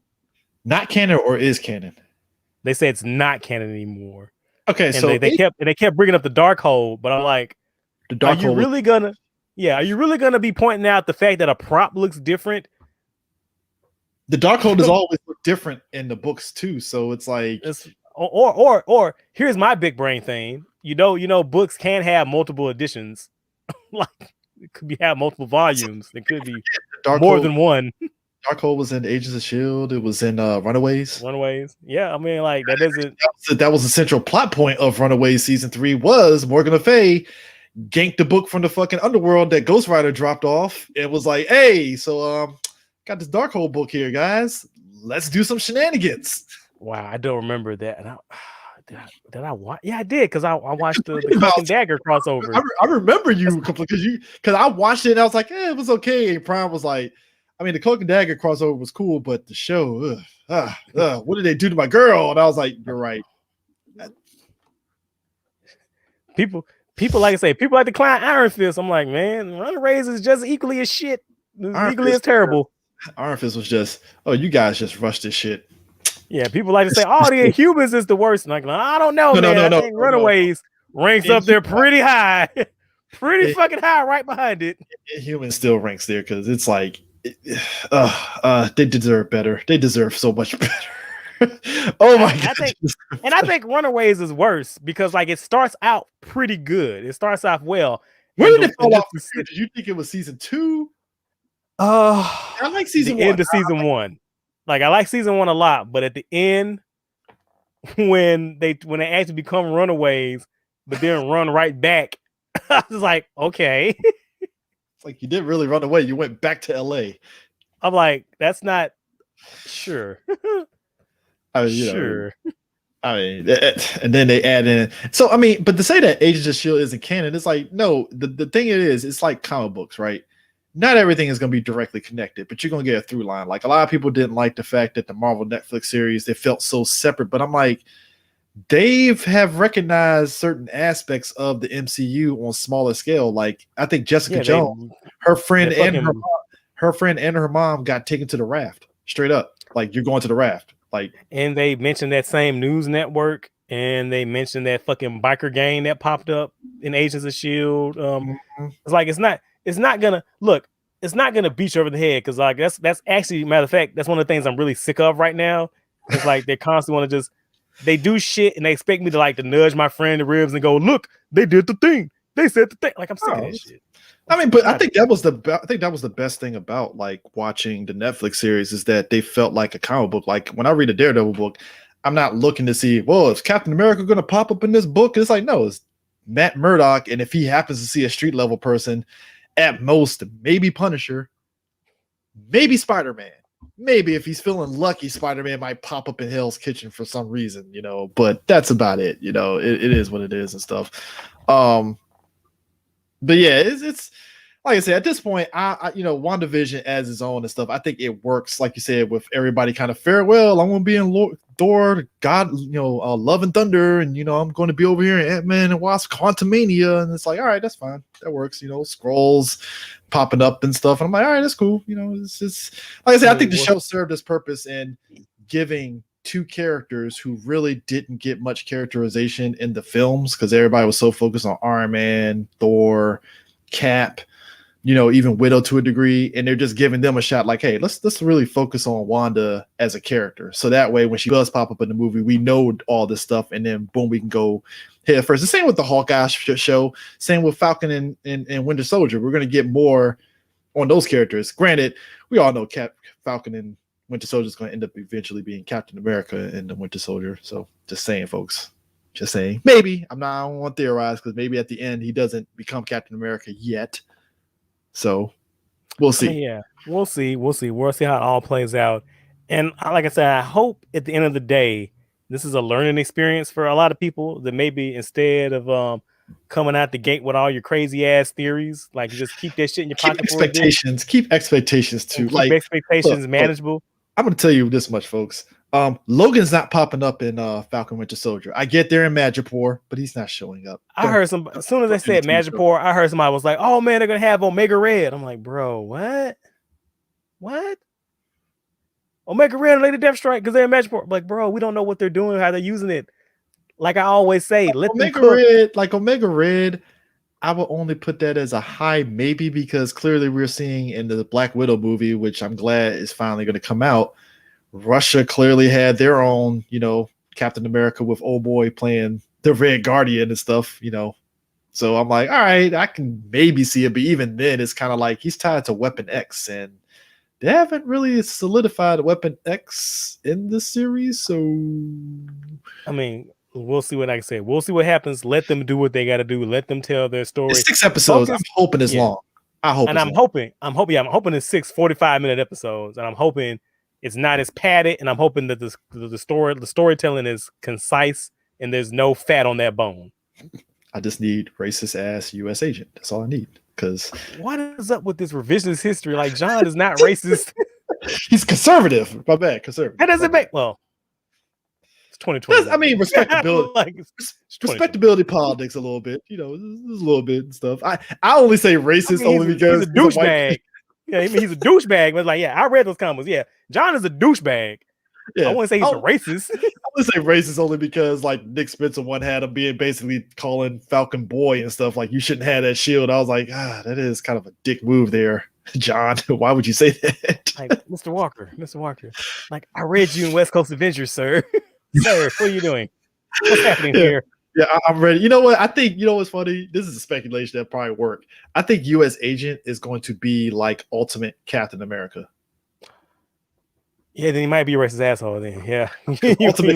Ultimate Cap was racist. frigid in his 1950 euphemisms, like big time in that book. Like he was on that shit, man. Like 616 Cap, it's like he ain't gonna call you boy. He's just trying to understand this world and everything. But Ultimate Cap, it was like, yo, you're still on your 1950 sensibilities, like a motherfucker, ain't you? Like, it's crazy. Which makes sense because he was in the 1950s. Yeah, except he says, hey, does this A look like France? Does this A stand for France? Wow, like just. But at any rate, yeah, like I said, for me, I give Wanda like a solid 7 out of 10. It like I said, it was fine. I can't go higher than that only because the padding of it just. Like I understand somebody said 6. I would get it just because I think the padding out kind of hurt the pacing of it a lot more than anything else. Yeah, I say mid, and I don't know what I mean. Maybe 5, 6 when I say mid. 6 sounds about right for mid. Like it does its job, but it's not like terrible. It is what it is. It's like it doesn't push the envelope forward. It doesn't have to push the envelope forward. I mean, it told the story that it's set up and it's set out to tell. Did they execute it flawlessly? I would say no. And I say like a lot of that is for me is because like a lot of the trappings of it relies on that sitcom thing. And I'm gonna be like 1000% honest. I don't give a fuck about sitcoms. Like I appreciate the craft that went into like, constructing those gags. And also the reasoning behind it, the fact that she grew up, and the reason it was like, all right, cool. It all makes sense. I get it. I follow along. But at the end, when all said and done, like I honestly don't give a fuck. Like I don't. It was a nice gesture to do it to kind of fuck with people and stuff. But I do like that it was doing something different. Different-ish, because after episode, let's be honest, like after episode 3 is standard MCU shit. Well, I mean, once they did the reveal, it's like, all right, guys, get on with this shit. Let's go. After they did the reveal, it's like we're back on track here. MCU's back on the menu, boys. So yeah, okay. So the post-credit scenes, like we already talked about the one with Wanda. Clearly, she's gonna be up in sword in space with Fury. Cool. So Wanda apparently in her post-credit scene, she is pulling shenanigans like Doctor Strange did in his movie with the astral projection. Which need I say that it already shows that she's more powerful than him because he had to be asleep. She's awake and able to astral making coffee and just chilling outside and stuff. Now, like, oh shit! Now, shout outs to Comics Explained for this. He mentioned the fact that Cthulhu might be influencing that whole scene with her going through that book. Well, I would hope so, because isn't Cthulhu bound to the Darkhold? And again, if anyone had to be pulling the strings, it makes the most sense that it be Cthulhu. I've never heard it pronounced. So is it Cthulhu? Cthulhu? I mean, Cthulhu? he's the only one that I know of that stuck with Cthulhu, even though he was on the fence with Mephisto, but he was the only one that I saw with theory videos that was like, it could be Cthulhu.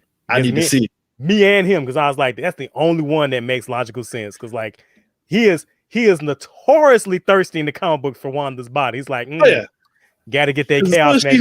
As soon as she heard her child's voice, I was like, oh, Cthulhu is gonna ooh.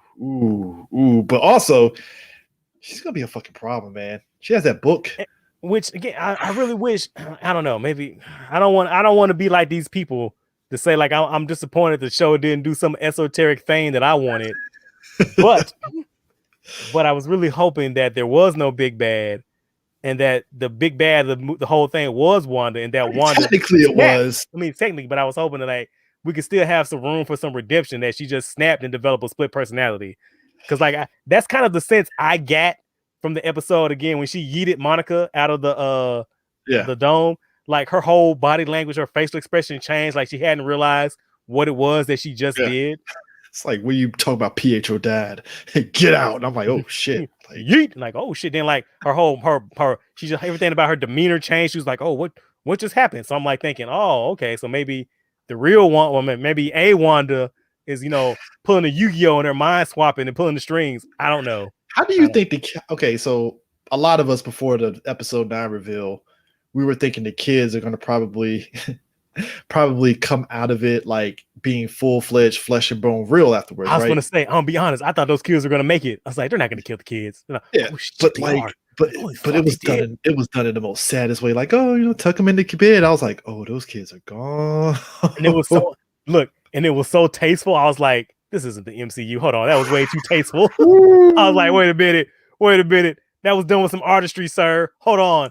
And then when the house collapsed, for a second, I was like, if them kids pop up, I'm gonna be so mad. I was like, if she like, mommy, if like them kids come out that rubble, I'm gonna be mad at the motherfucker. That's the Disney side of us that would do some like happy ending kind of thing, like that kind of shit. But it was like, nah, we gotta kind of keep it. Now them kids gone. I was like, how do you think the kids are gonna come? Because obviously they've been setting up Young Avengers more or less to a degree up to this point. Because we already got Cassie.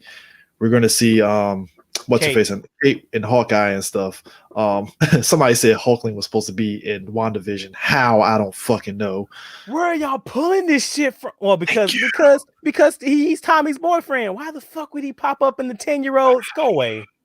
How do you think those two are gonna pop up in real life? Do you think Doctor Strange 2 is gonna be where they're gonna just get manifested?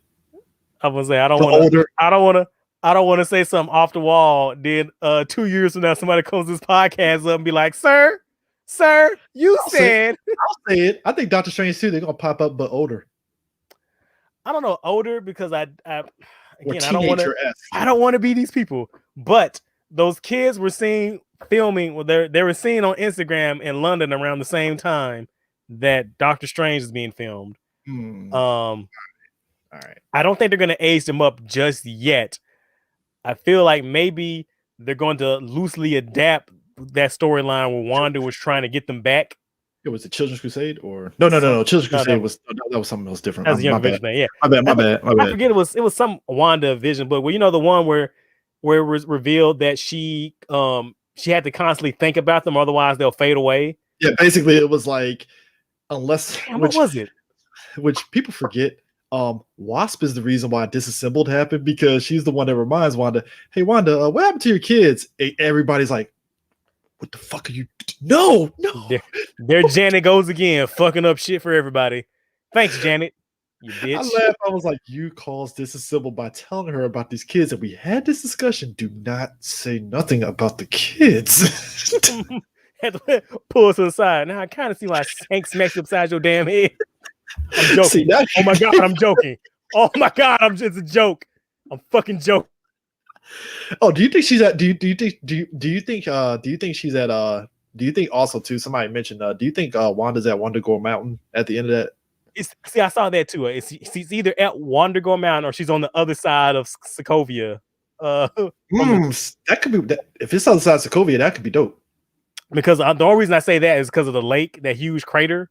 Yeah, I'm like, that could be it, because I think we saw some of that in the Falcon Winter Soldier, and maybe Zemo's on the other side because there's a statue there. Yeah. Maybe if I was a betting man, which I'm not, but if I had to take a bet, in my heart of hearts, I would want it to be Wonder Mountain, because I want to start setting up some high evolutionary and getting some Bova action in this bitch. Hey, we already getting the old boy Kang the Conqueror in Loki and in fucking damn Ant-Man. So you already know. Look, I just need a scene of our boy as Kang the Conqueror looking at the replay of Avengers Endgame, like, oh, time travel. Like, so you're just gonna fuck up the time stream? Y'all just me, right? All right, cool. Y'all just gonna fuck my time stream up, huh? Oh, okay. Oh, that's the funny part. I didn't want to predict it in Endgame, but I was sitting back. I'm like, if they're doing time travel, I'm pretty sure King is pissed off right now. Like, what are you guys doing? What are you doing? That's one thing that rustled my fucking jimmies. I'm like, you have a whole ass Marvel time travel plot, and you niggas not gonna even mention Kang. And now we got King now, so I'm like, all right. You know what? Fine. Which again, I think somebody in the writers' room was like, we kind of have to bring King because we can't just brush away this time travel shit. We can't do this.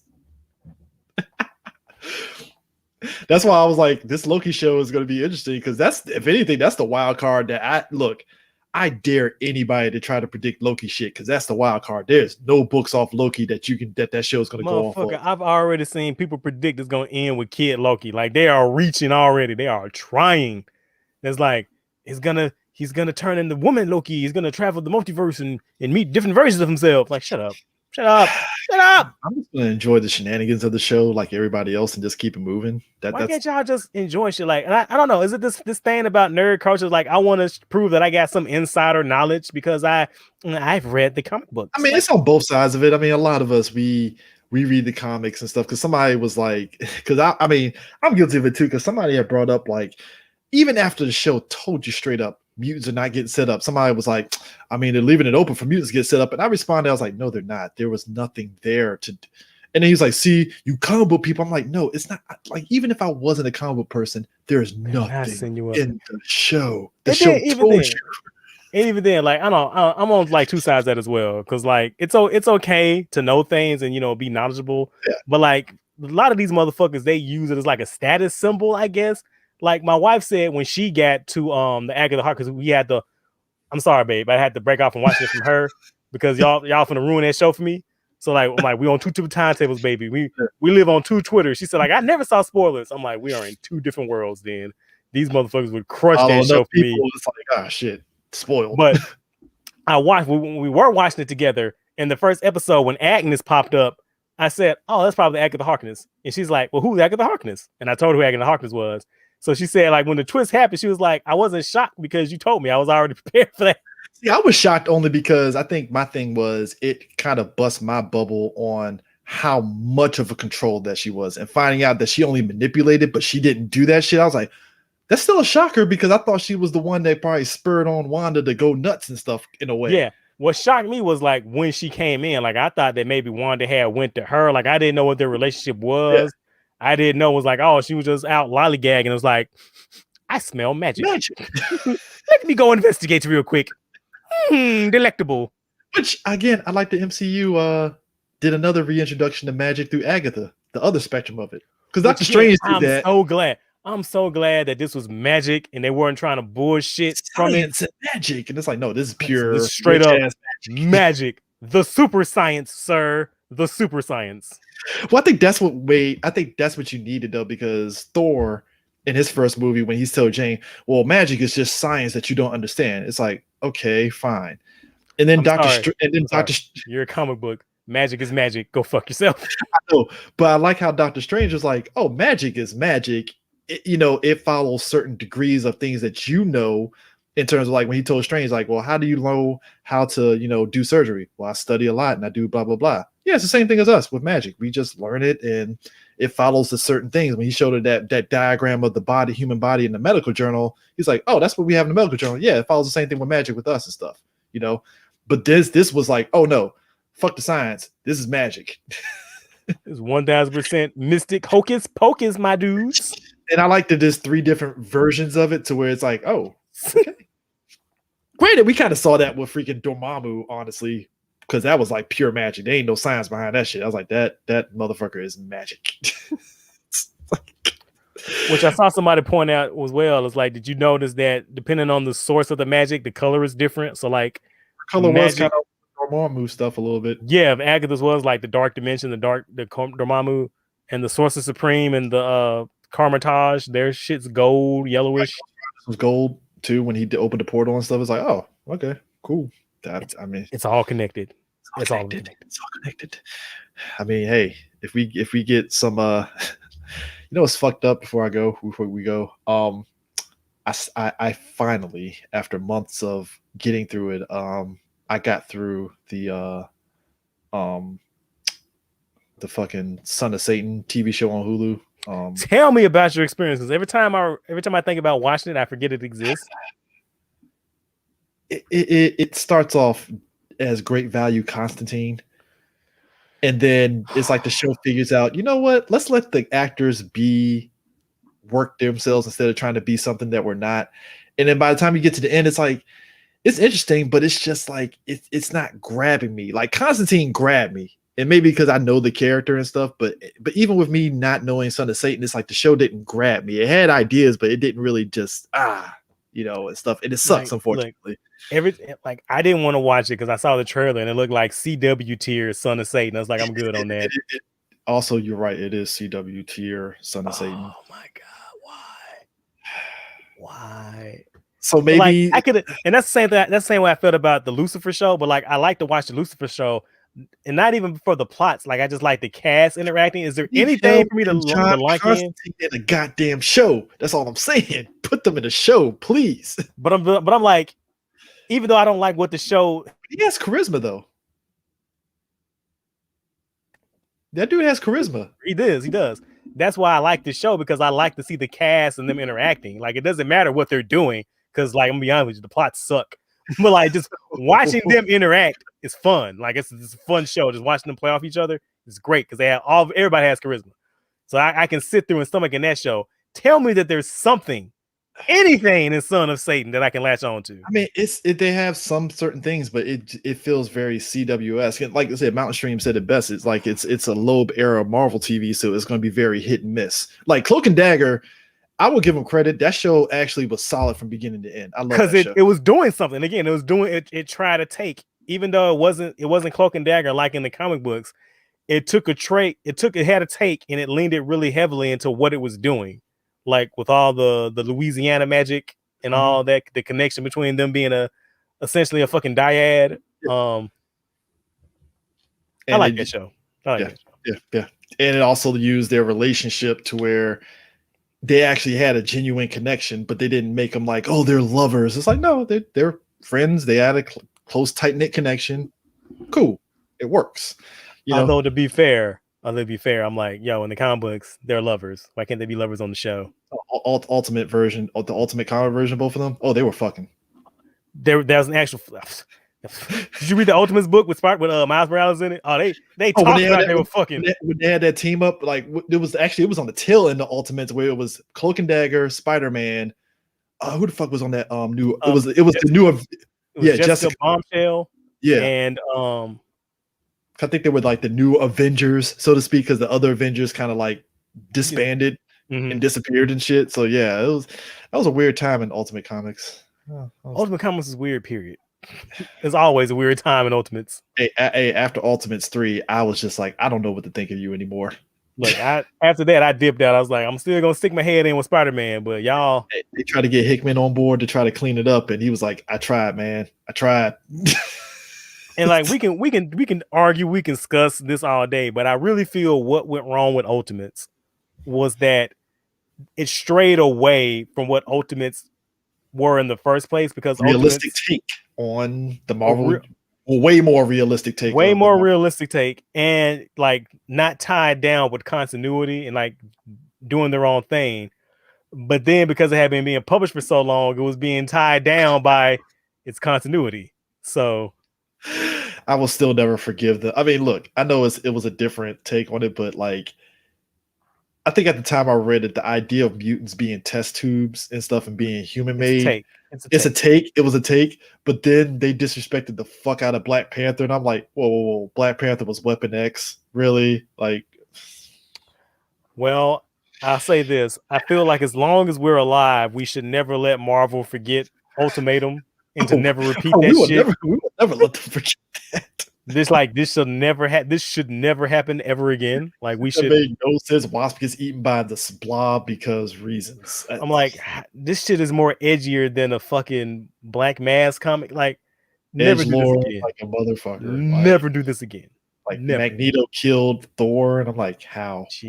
Like I don't say this lightly. I say this with all sincerity. It's one of the worst comic books I've ever read in my life. And I read a lot of fucking comic books. How would you love it though if the MCU introduced freaking Squadron Supreme and Henry Cavill is fucking what's his face? That will fucking have me rolling so hard. Cry with tears. I would fucking die laughing. But since we're bringing that shit up, I'll say this. After WandaVision, after fucking the dick joke, and after that last fight, I'm gonna need y'all to be a little more aware, because like we watch the same shit. Yeah. I'm gonna need y'all, like, again, I let a lot of shit go, but what I don't like is like motherfuckers who are hypocrites. So it's fine here, but it's not fine here. Yeah. So different rules for different folk. Oh, okay. Oh, okay. I mean, I think it's the exexecution of it and stuff ultimately, but yeah. Okay. Just, but it's still okay. Sure. Okay. Yeah, you gotta call a spade a spade. You're right. That's what I'm saying. Like, you got if it's not okay here, it's not okay here. Like, yeah, I point out all the time. Like, I've gone on record how many times saying I don't really like CGI movies, and I call it out every time I see it. No matter, even if I like the movie, I'm like, that's terrible fucking CGI. Fucking Black Panther. Motherfuckers will look you in your eyes like Black Panther should win for special effects. No, it should not. When you have special effects, when you have special effects guys that to do the react videos and stuff, and they're saying, yeah, they could have improved it if they did X, Y, and Z. Because they even saw that Black Panther fight and was like, I see what they were going for, but if they made shadows in there and they did this and that, I understand they had to rush it because they had to get it out at a certain time. But if they did X, Y, and Z, it's like, yeah. Because even I never hyped that fight because I felt the fight was good when T'Challa and Killmonger were like talking about their different ideals in that moment and stuff. And I was like, oh, that's actually pretty cool. Like if you had them actually doing scale, should have just brought it down. It was just like the first fight at the waterfall. They could have kept the suits on, but still kind of made it smaller scale in nature and stuff.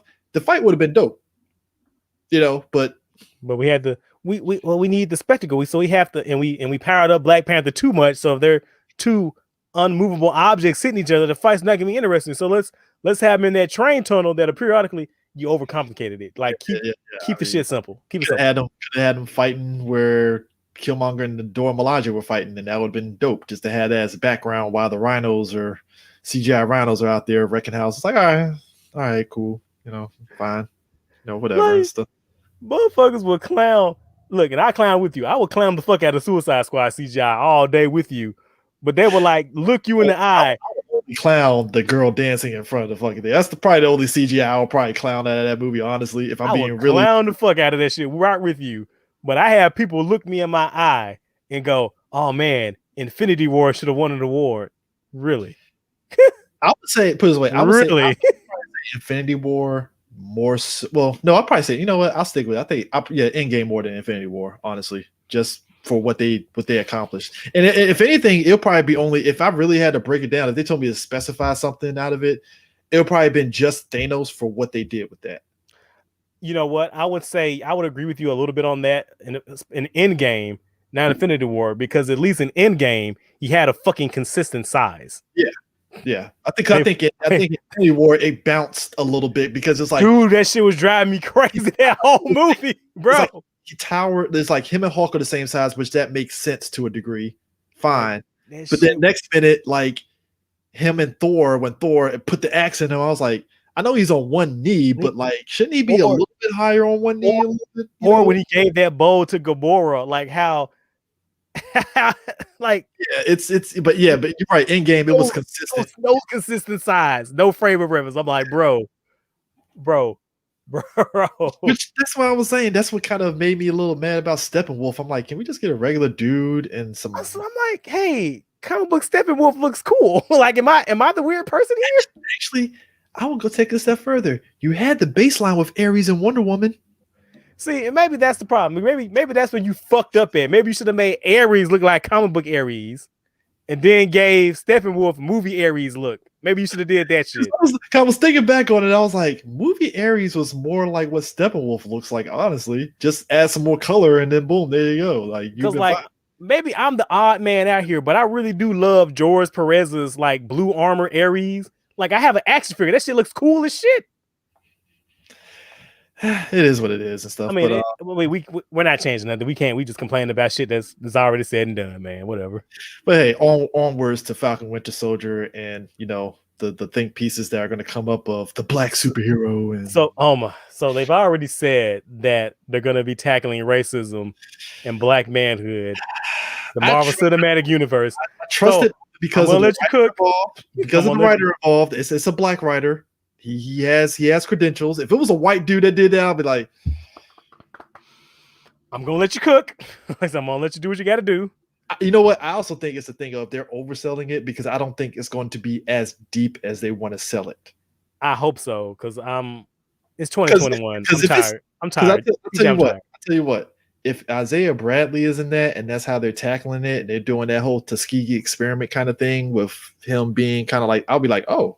And they do it tastefully. That I'm like, it's like, oh, okay. Okay, you can. There's some things you can be said there. There's some things you can do. But if they do it CW tiers, well, I'm gonna have a motherfucking problem. Hey, as long as it's not, Batwoman levels, then we're fine. Can we talk about that for a bit before I go fucking crazy? Yes, please. so people know what we're talking about when we say that. Okay, so do we talk about the comic book episode, or we talk about the hospital episode? Let's talk about the hospital episode. I think that emphasizes it way more. Okay, so this is how fucking shitty these writers are. Okay, so So if you've been watching Batwoman, in the second episode, was the second episode, first episode? When she got shot by a kryptonite bullet, and so for the whole season she's been injured and having kryptonite poisoning that she's been playing off, not telling people about. So it's been slowly killing her. Yeah, that's fine. I'm all right. So she finally collapses, and her girlfriend, who's a drug dealer. Mm-hmm. The reason they broke up was because she's a drug dealer. All right. So she takes her to a hospital, and the hospital is fucking packed. I'm talking about wall to wall. This hospital is ill-equipped to deal with the volume of people who are in the hospital. Like, people are lined up against the wall, waiting to see help. And it's not the hospital's fault, because this is just after a goddamn chemical terrorist attack. Exactly. So they're not prepared for this level of stuff. Kind of like COVID right now. It's like the hospitals are not prepared for this level of people coming up in there, basically. Exactly. Which is, shit happens. It does happen. It's nobody's it's somebody's fault, but it's not the hospital's fault that people have been poisoned by a goddamn terrorist. But anyway, so they're in there waiting on Ryan's doctor to come see her. And so a doctor comes by, and Ryan's drug dealing girlfriend, who 2 episodes ago said that she likes doing what she does, selling drugs, stops the doctor and says, "Hey, we've been waiting for this long. Can you help us?" And he says, "Oh, well, no, I'll go get your doctor. I'm going to go see my patients right now." And she says, and then she goes off on this fucking tirade about unconscious bias, where this drug dealer is morally grandizing at a doctor who is working in a swamped hospital full of patients poisoned from a terrorist attack. And he has to listen to this bitch take the moral high ground and talk about the fucking unconscious bias. Like, really, bitch? Are you just really, bitch? Okay, here's another one. So for the whole half of the show, Ryan, she's an ex-con, and the reason she's an ex-con is because in the first episode she says that she was stopped by some crows. The private military police. She was stopped by some crows, and she said it was a trumped up charge. She said she just stopped her because she was black. This is all bullshit. The system doesn't work for black people. It's all fair. Like, she's talked about this all season. I'm like, every episode it gets dropped at least one time. One time, like, the charges against me were fake. Charges against me were false. They just bullshit, whatever. Okay, so we find out that when she was stopped by a crow, it turns out that she did have drugs on her, when the whole time she said she didn't. Yep. She did have drugs on her. The drugs were from, I need to remind you again, her drug dealing girlfriend. Mm-hmm. She said that she took the drugs because she was having an episode, and she thought that if I took the drugs and left, it would make my girlfriend change. Okay, so then she's out, and the crow says, "Hey, it'll be better if you smile." Now, I'm going to be 100% transparent. That guy's a dick. Yes, that guy's a fucking prick. 100%. He got 1,000% a fucking dick. Exactly. However, your drug dealing girlfriend being a drug dealer and this one guy being a prick does not take away your agency. They don't make you a fucking robot. So you made the choice to be in a relationship with that drug dealer. It's a choice. You also made the choice to respond to that crow by physically assaulting him. She said, "Oh, next thing I know, my hands were going up." You made a choice. You could have just walked. Now, again, I don't want to victim blame. I don't want to, because I don't know what her victim blame. It's just like you said, it's a choice. But you made a choice. None of that takes away your agency as a person. So it wasn't that you were trumped up charges. It wasn't that you didn't do anything wrong. No, you did do something wrong. 2 things wrong. You fucking had drugs on you, and you attacked the police officer. It is what it is. It's not that the system was against you, as you've said these last 4 episodes, is that you made a choice, and now you are living with your fucking consequences of your actions. Another thing. So she gets back into a relationship with her drug dealing girlfriend. Which in and of itself, you're just sitting back like, why would you do that? Batwoman, the protector of the city. And so I'm trying to figure out, like, why is she back? And I hear people in bad faith try to make the argument, well, Batwoman and Catwoman are in a relationship. Hold your brakes there. Catwoman is a cat burglar. Yeah. She steals from the rich. And if you read comic books, she's Robin Hood, essentially. after she skims off her from the top, she then gives to the poor. Exactly. She gets back. She gets a little 10%, and then she takes her cut because bitches gotta eat. Yeah, exactly. I gotta have a roof too.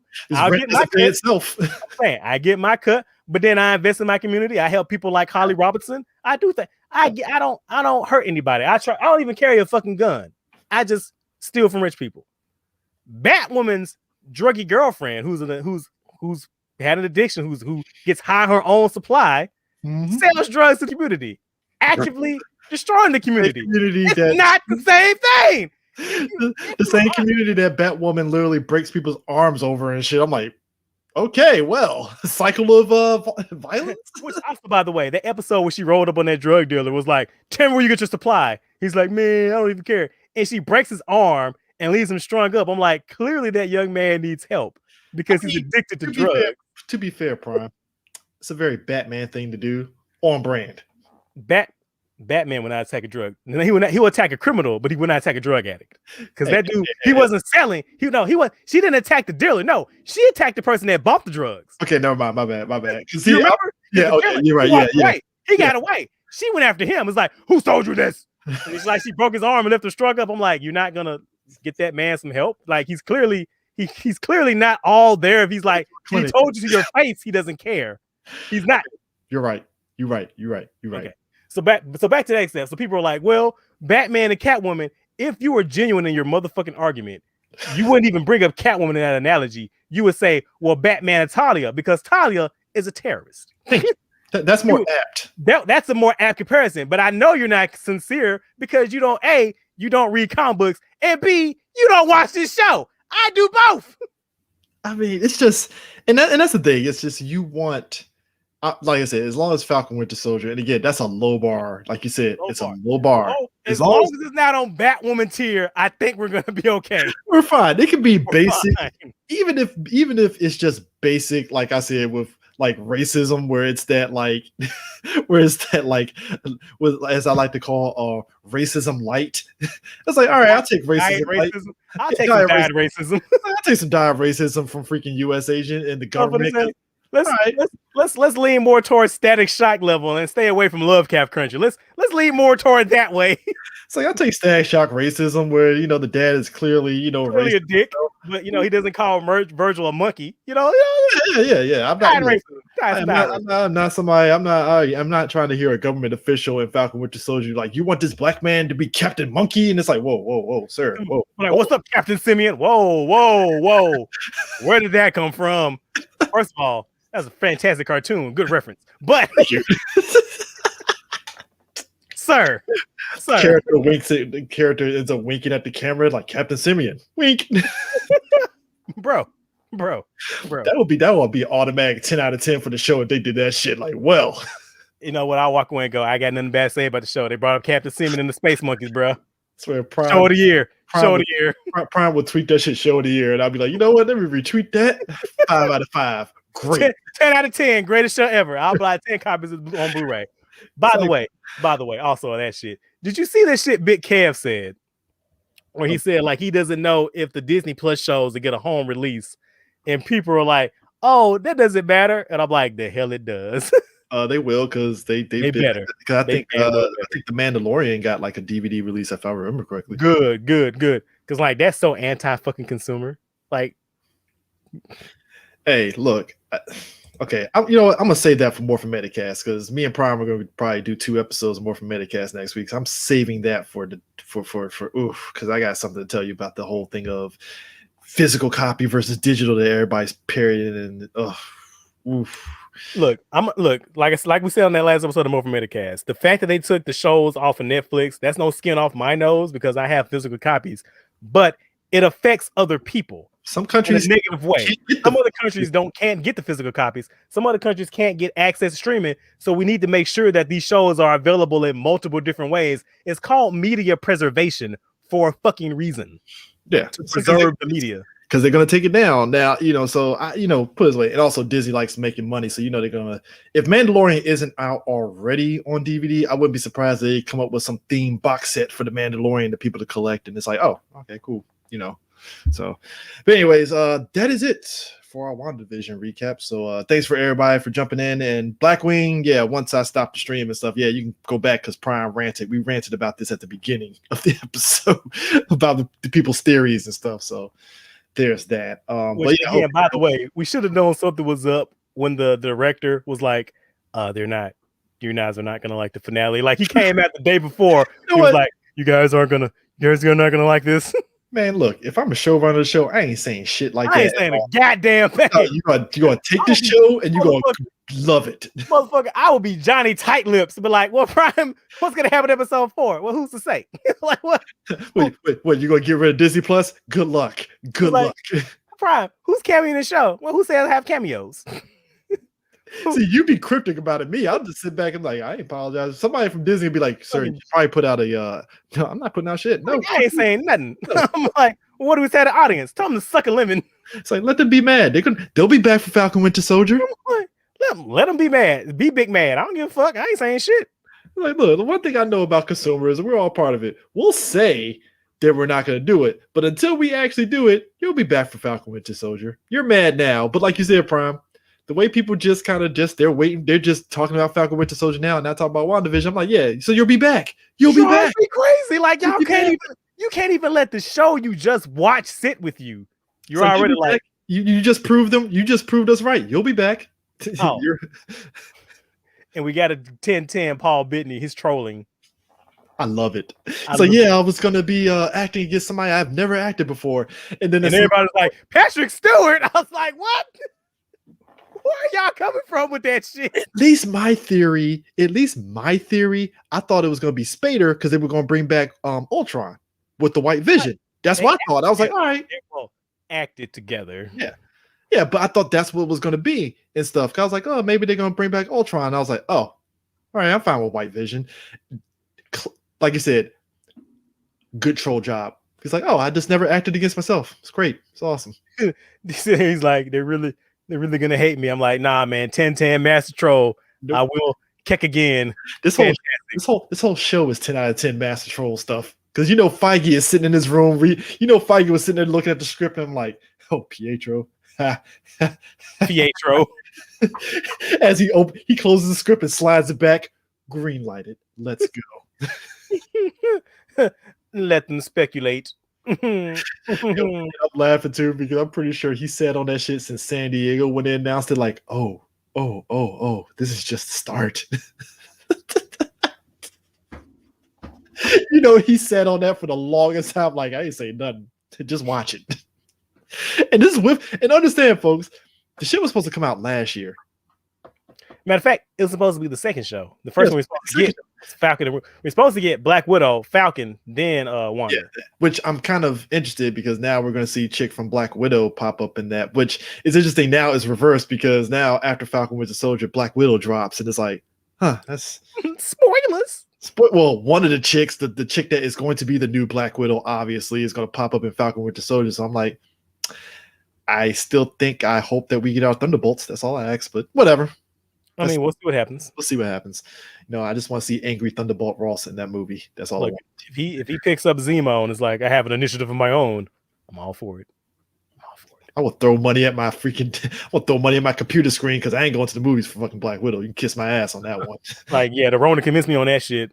Well, also, I'm not paying Disney Premiere Plus. They can kiss my ass on that. You know what? I respect it only because you got to make money as a company, obviously. I mean, I get it. I'm just saying, I'm using I statements. I'm not doing it. Yeah. I mean, hey, look, from what I heard, a lot of people pay for Raya and the Dragon, thankfully, because that's actually, to be honest, that's a way better movie than Mulan. Anyway. I mean, that's a really low bar to cross, my dude.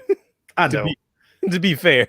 Because people was like, people gonna pay for Raya and the Dragon. I'm like, number one, it's not Pixar. Is it Pixar? No, it's Disney. It's Disney Animation. Yeah, it's Disney Animation. It's Disney Animation, so people are gonna watch it.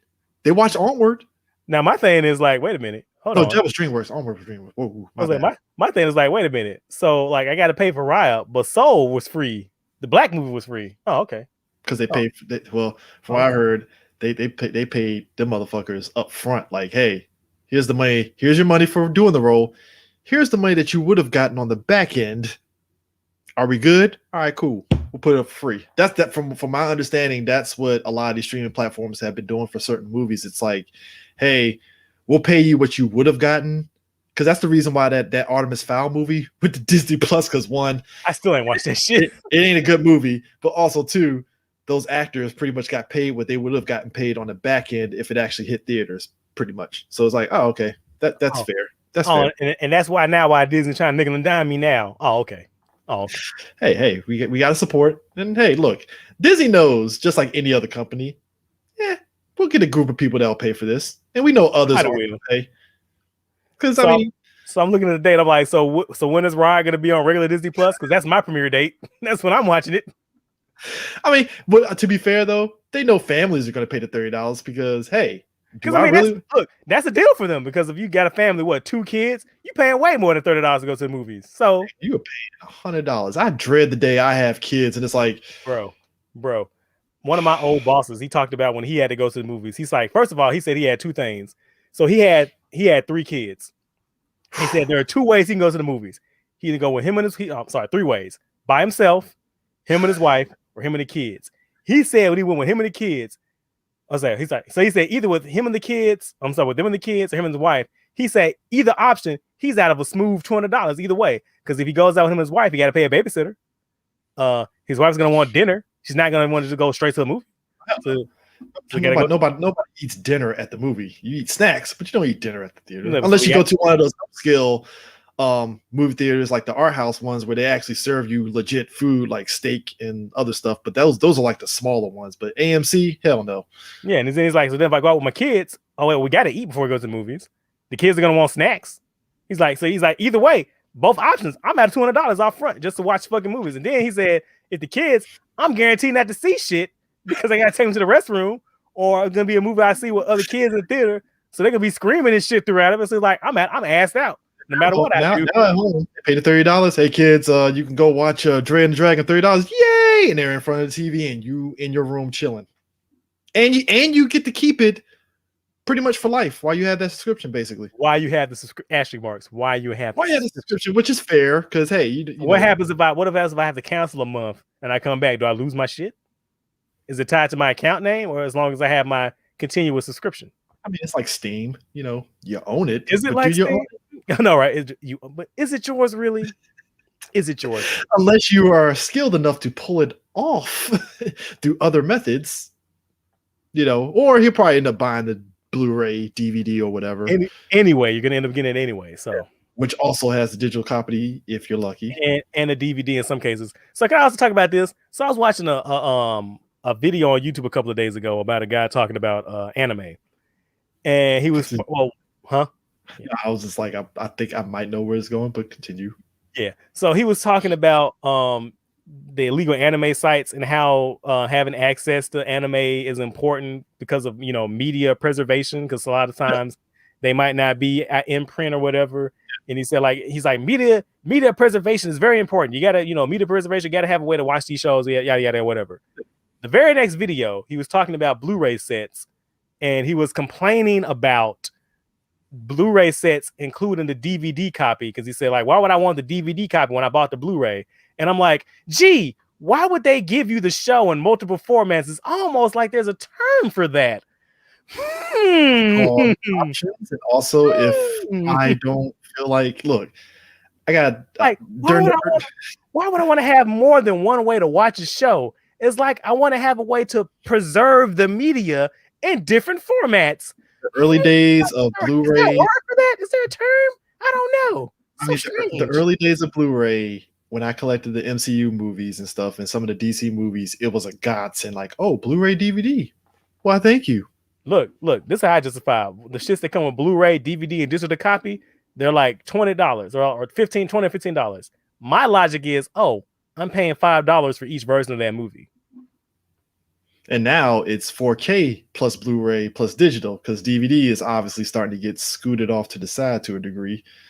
It's still there. You can go to Best Buy. There's a little section for it, but they're obviously pushing Blu-ray and stuff, and 4K is like the next big thing now. So if you got a Blu-ray, cool. If you get the 4K Blu-ray, even better and stuff. So I'm like, that doesn't hurt you. Like, I don't understand why that is. Me and Prime are proponents of like, yo, can we real quick right now, one of the Power Rangers DVDs is out of print.